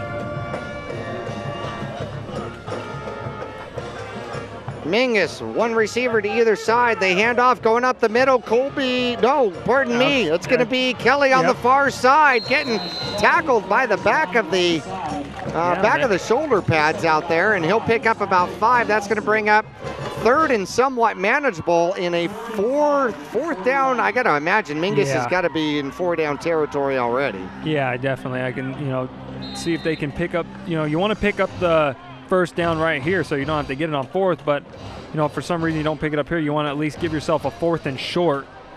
You know, and Zabala's great in those 4th and short situations. There's the snap, and they hand it to the first back through, and diving through with a passion is Colby Fanning. And let's see where they mark him. They mark him just inside the 35-yard line. That'll be enough for a first down. And Fanning moved the chains. I think he was expecting contact, and it didn't come. He actually, if he could have stayed on his feet. He did a nice job of getting really low, keeping his shoulder pads low, making it difficult for the defenders to bring him down, and he just shot through that hole and picked up a huge first down for Mingus. Mingus spreads it out now. Zabala takes the snap, looking to throw, throws to the near side, throws it high, and Alex Nelson back in the game. That's good to see, but 2nd and 10, the only good part about that is it stops the clock with 5:58 left to go. Yeah, really, last 2 pass attempts from Mingus, really quick hitters. You know, you want to see maybe you can get Zabala in shotgun, give him a little bit of time back there, and maybe take a shot deep to Kendrew or to Chaz. Chaz Taylor comes out to the far side. And he's got one-on-one coverage. At the moment he does. 2 safeties back. They're going to bring 1 into the line. No, they still have one-on-one coverage. Zabala looking to throw the ball, puts it up. It's Kelly on the route, on the wheel route. Had a shot at it over the corner, unable to come down with it. 3rd and 10 as Mingus is at the 36-yard line of Cactus. Yeah, good job of Zabala. He kind of moved outside the pocket, stepped up, and threw up a nice ball, gave Kelly an opportunity. Good coverage out there from Cactus as well. You know, it was kind of a 50-50 ball, and no one comes down with it. Now we got 3rd and long. You know, I would say they're probably going to look to Chaz right here, who again is on the outside, does have one-on-one coverage. Hopefully the Mingus line can give Zabala time to throw. 1 man in the backfield and a motion. They give it to Kelly. Kelly fights hard for about 3, bringing up 4th and 7. Maybe 4th and 8 out there for the Mingus Marauders. Clock becoming a factor, not the friend of Mingus Marauder fans at 5:35 left to go in the 4th quarter. Mingus trailing 36-25. Got to score twice here. A big 4th down conversion attempt out here for Mingus. We got Kelly and Chaz Taylor on the far side. They put the ball up and it's picked off. Undercut by the Cactus Cobras out there. And with the ball is going to be number 15 for Cactus with the INT. That's Makai Washington, a senior. And, you know, it seems like all these DBs just do a great job of going and getting that ball. You know, they got a nose for it. And, you know, that's now their 8th interception on the year in 3 games. That's a lot of interceptions. You know, teams are definitely going to be watching this film and say it's tough to throw on these guys. Well, Mingus tried to throw it up underneath, needed 7, had to get it there. Taylor ran a pretty good route, but they read it. All right, 3 men in the backfield, 2 receivers on the near side. Norris takes the snap and hands it off, and it's going to get pushed back by the Mingus Marauders, but 4 yards or so up the middle for Flores, Anthony Flores. Mingus needs a 3 and out right here. You know, give up about 4 yards right there. Need to get somebody in the backfield, make a play back there, lose some yards, and switch the field position here and, you know, score quick. Mingus needs to score quick. Cactus in no hurry whatsoever. Nope. Norris takes the snap, and he will hand it off to Flores again. Flores gets stuffed at the line of scrimmage, and Mingus wants that ball. And Mingus will take a timeout to try to protect a few ticks on the clock with 4:26. We're going to take a break with them as Cactus will be facing a 3rd and 7 when we return to Cactus High School after this.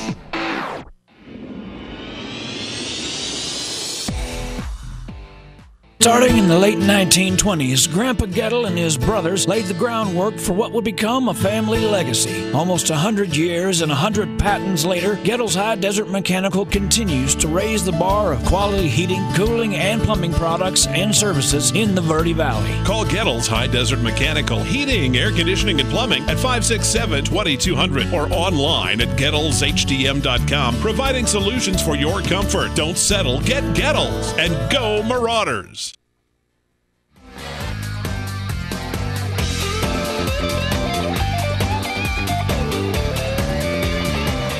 Good play out here. Cactus leading the Mingus Marauders 36-25. 3rd and 7. Mingus needs to stop, and they got to score twice. Norris takes the snap. He's going to come to the near side, find a hole, find a lane, and dive forward. We'll see where the mark is. It might be enough for a first down. If it is a first down, and Norris wheels his team to a first down, and they're going to control the clock here with 4:19 left to go, and a first down, a fresh set of downs. It looked like Mingus had him wrapped up maybe 3-4 yards short, just diving forward, Norris, and picking up a huge first down to keep their drive alive, and Mingus is now going to be forced to use some timeouts here to stop the clock. Well, they got two timeouts left. Norris takes the snap. He will hand it off, and he'll keep it himself on the near side, and he'll get wrapped up. A good open field tackle by the senior Justin Link, who then helps him up. And we're going to get a timeout on the field. Mingus will stop the clock with 2nd and 6. And we'll take a quick break with them and return. We got 3:44 left on the clock as Zabota and Link make the tackle, but they got to make more. We're back after this.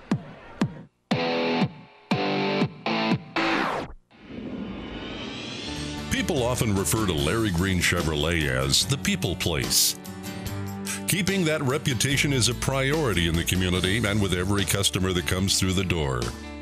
If you're on the market for a new or pre-owned car, truck, van, or SUV, you'll find their selection extensive and their sales team professional and courteous. You can also count on excellent after-sales service. Visit Larry Green Chevrolet on Highway 260 next to Walmart in Cottonwood.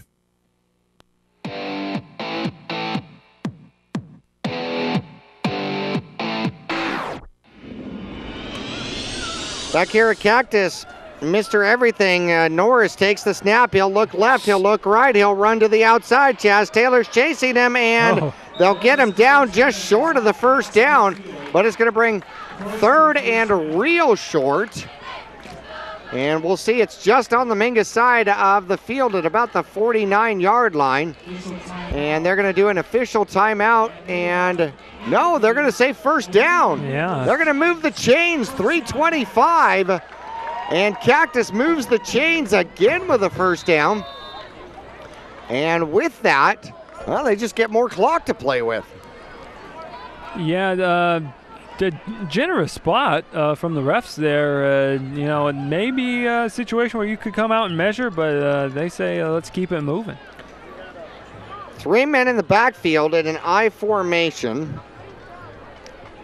They usually run this right the direction where, and that's what they do. They run right behind those 3 blockers. And there goes Norris to the outside. He's got to get to the outside, and he does. And finds the end zone and dots the I. A 49-yard touchdown by Norris. And that's going to put him over 200 yards on the game.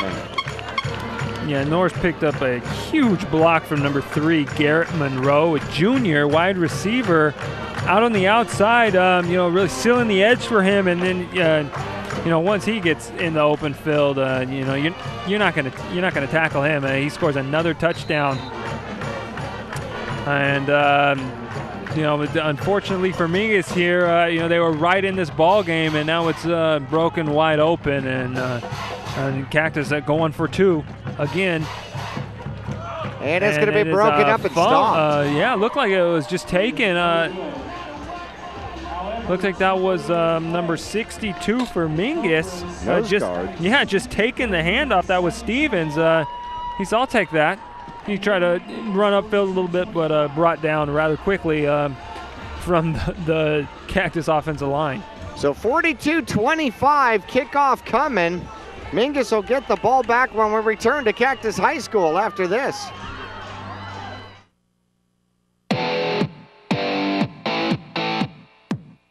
Pond Palace offers a wide selection of jewelry, electronics, musical instruments, firearms, and much more.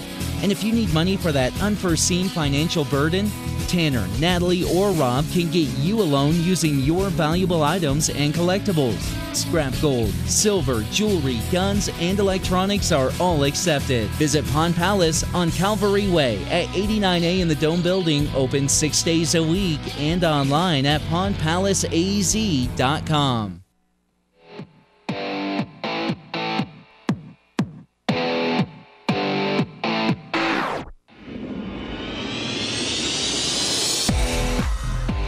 Well, we're going to have highlights and all sorts of stats coming up in the Ghetto's High Desert Mechanical post-game report.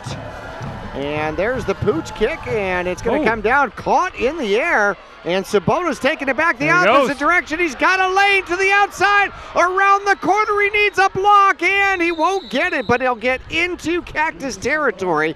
Down to about the 40, and the most important part of that was a clean pickup on a bad bounce. Holy cow. Wow, I don't know how he caught that. That thing was moving, and he just stuck his hands out there and maybe had some stickum on his hands there. It was kind of like Little Giants. Maybe went to the sideline, put a little glue on his fingertips. That ball was flying, and he just stuck his hands out there and made a great run.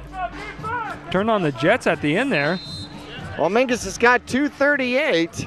See what they can do with this. Quick score is definitely intended, and a run play to the backside 98 blows it up. Nelson could not get around the corner.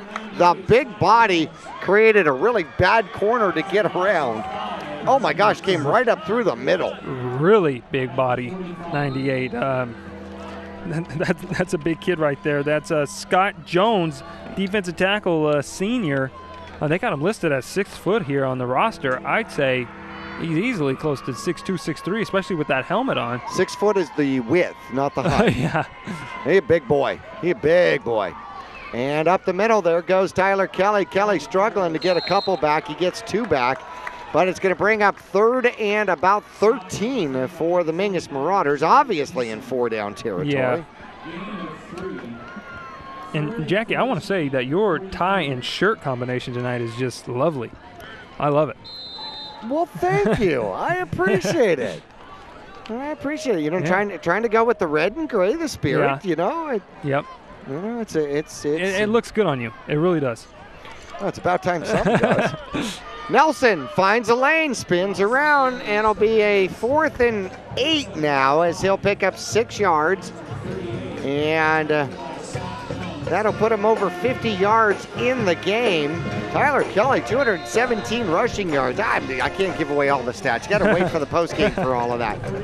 4th and 8, a minute left to go. Mingus playing for a little bit of pride out here, trailing Cactus 42-25.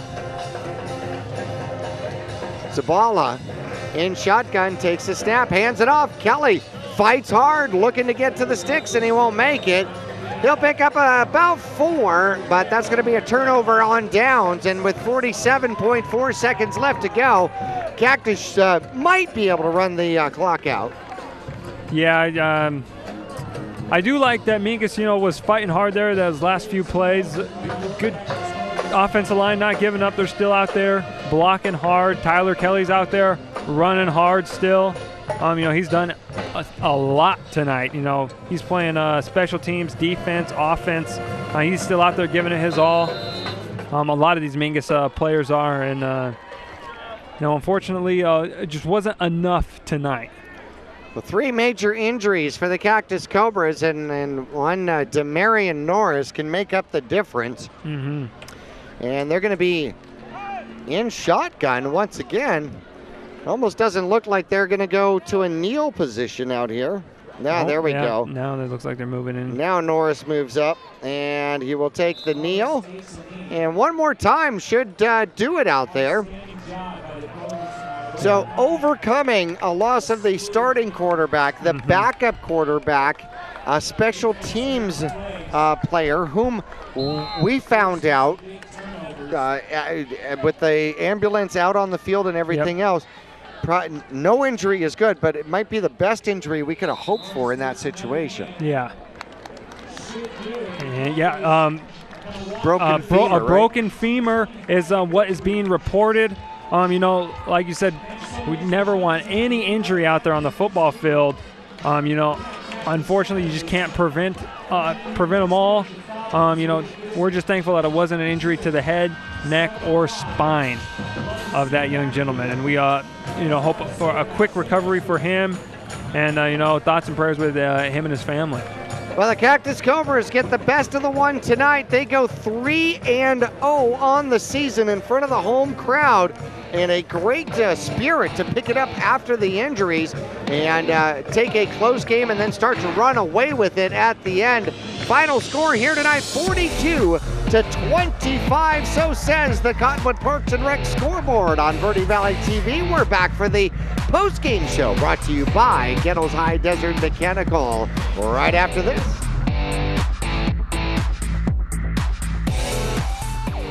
You'll get more miles for your money at Reese's Tire and Automotive Tire Pros. It starts with matching the right tire for you, your vehicle, and driving habits. And continues with expert brake, alignment, and warranty services to extend the life and performance of your vehicle. And to serve you better, we now offer King Cobra custom exhaust systems. Find out more about our nationwide warranty at Reese'sTire.com. If you believe life starts where the blacktop ends, if the power of an engine makes your heart race, don't settle for anything less than Polaris RZR, the ultimate off-road vehicle. With unequaled power, unrivaled suspension, and unmatched agility, all perfectly combined to help you chase down what matters most. Polaris RZR, we fuel your freedom. Cottonwood Motorsports, located on Route 260 and Western Drive. Since 1925, Tiffany Construction has worked with developers and local and federal government to build, expand, and improve infrastructure, roads, drainage systems, and subdivisions. From concept to completion, the Tiffany Construction team provides a full complement of construction services and state-of-the-art delivery methods customized to fit your needs and budget. They're Arizona's longest tenured family-owned and operated civil contractor and proudly serving the Verde Valley since 1991. Tiffany Construction, knowledge and experience to bring your project to reality. The Q102.9 plays all the hits. Yo, what's going on? This is Drizzy Drake. Ariana Grande. Maroon 5. This is Rihanna. I'm Shawn Mendes. Hey, it's Bruno Mars. Ed Sheeran. What's up, guys? It's Justin Bieber. You're listening to The Weeknd. Start your day with Brian James in the morning. He'll get at least 10 songs in a row during your ride home with Julie Page. Zach Sang Show. Catch the Zach Sang Show weeknights 7 to midnight. And Kelly Fox weekends on your home for hit music. The Q102.9 and 104.9 in Prescott and Cottonwood.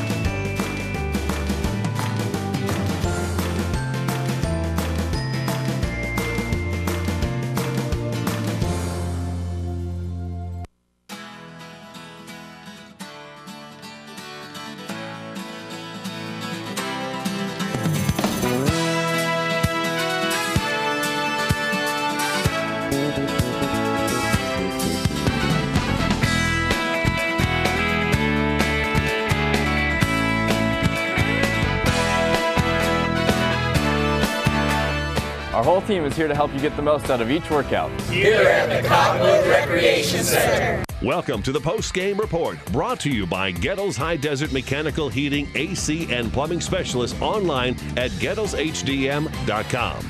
Stick around for the game recap, including Marauder highlights, scores, and stats. And now, let's head back to the press box. Here's your announcers, Jackie Bessler and Carson Sandoval. Welcome to the Gettles High Desert Mechanical, AC, Heating, and Plumbing post-game show. A long one, but it's going to be a shorter show. Yeah. We had a long injury in the middle of the game, and Carson, you know, at halftime, this game was pretty darn close. Mingus scored first in the first half. At the end of the first half, Mingus scored with a 57-yard breakaway by Tyler Kelly, and got the extra point, and it was 20-13. And then from that point forward, a 1-yard dive by Zabala. Actually, let me take it back.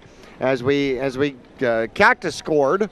Actually, Mingus scored first in the third quarter. 9:55 left to go. A 1-yard dive by Zabala. The extra point was no good, and then it was 20-19. I mean, we're right here. Yeah. And then things got away from us. The third quarter, 4:35 left to go. A 70-yard interception return by Russett, his fifth in 2 games. 4 last week and this one this week, a 70-yard touchdown return.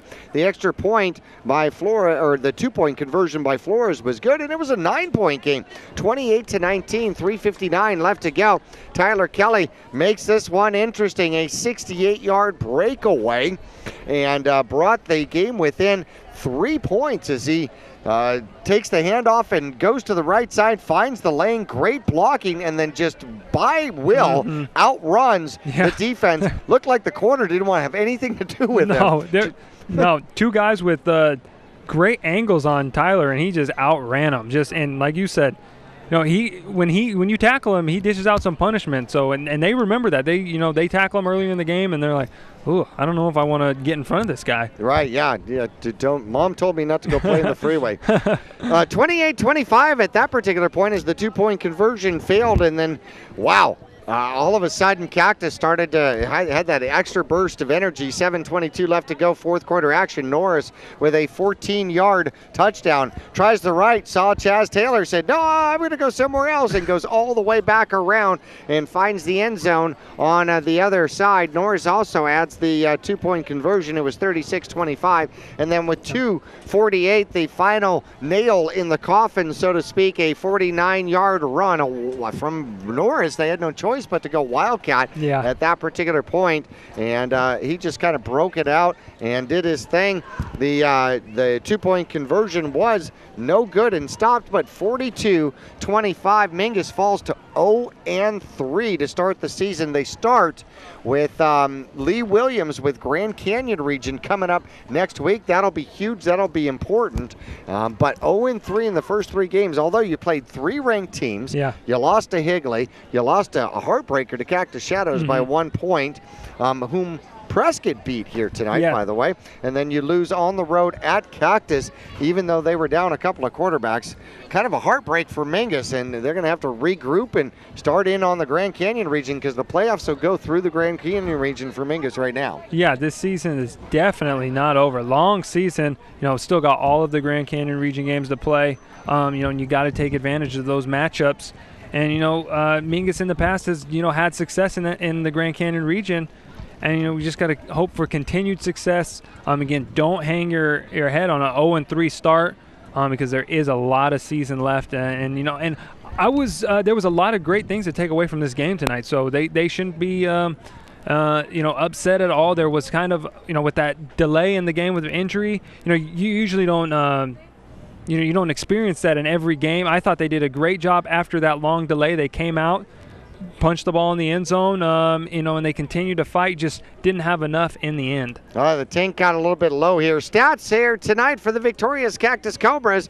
Quarterback Mahal Lee in the first half, well, that's all he was able to play. 7 for 8, 139 yards, 1 touchdown. Norris on the ground, 28 carries. the machine. 238 yards, averaging 8.5 yards per carry, 3 touchdowns, 492 yards altogether with 317 yards on the ground for the victorious Cactus Cobras. Antoine Zabola in the second half had some trouble, completed 2 passes only for 11 yards. He finishes with 42 yards on the game.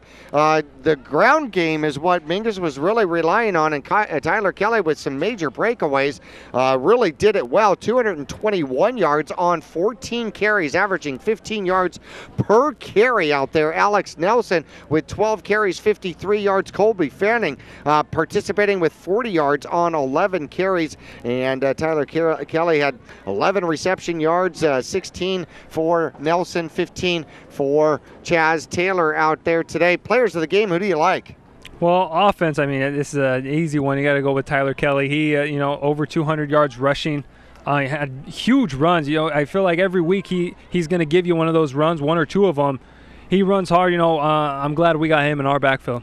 Strek, I think, played really well. He's going to get my defensive player of the game, stopping a lot of those, option read, run read coming up the middle. And when he was in the middle, protecting the middle, they weren't able to run up the middle and forced everything to the outside where we had a little bit more speed and more people to try to contain it back into the inside. So he'll get my defensive player of the game. Coming up next week, Mingus is back at home. Lee Williams, the Volunteers coming to town. And believe me, this schedule is not easy. The Grand Canyon region has been winning before tonight.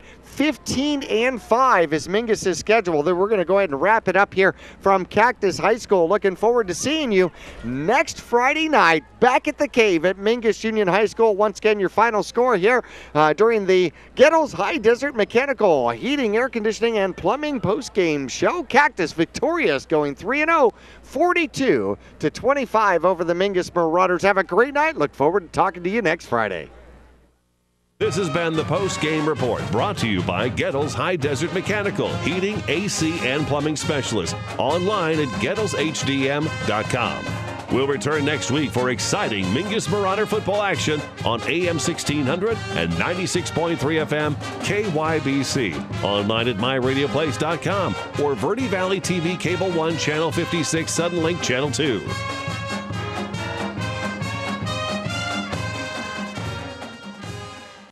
Do you want to make more money? Do you need business solutions at work? Grow your business with as little as $5 a day. Control your message branding. Be an innovator. Engage your customers. Reach new consumers and clients. Join the successful marketing campaigns at Verde Valley TV. We are here for you. Let us build your marketplace presence.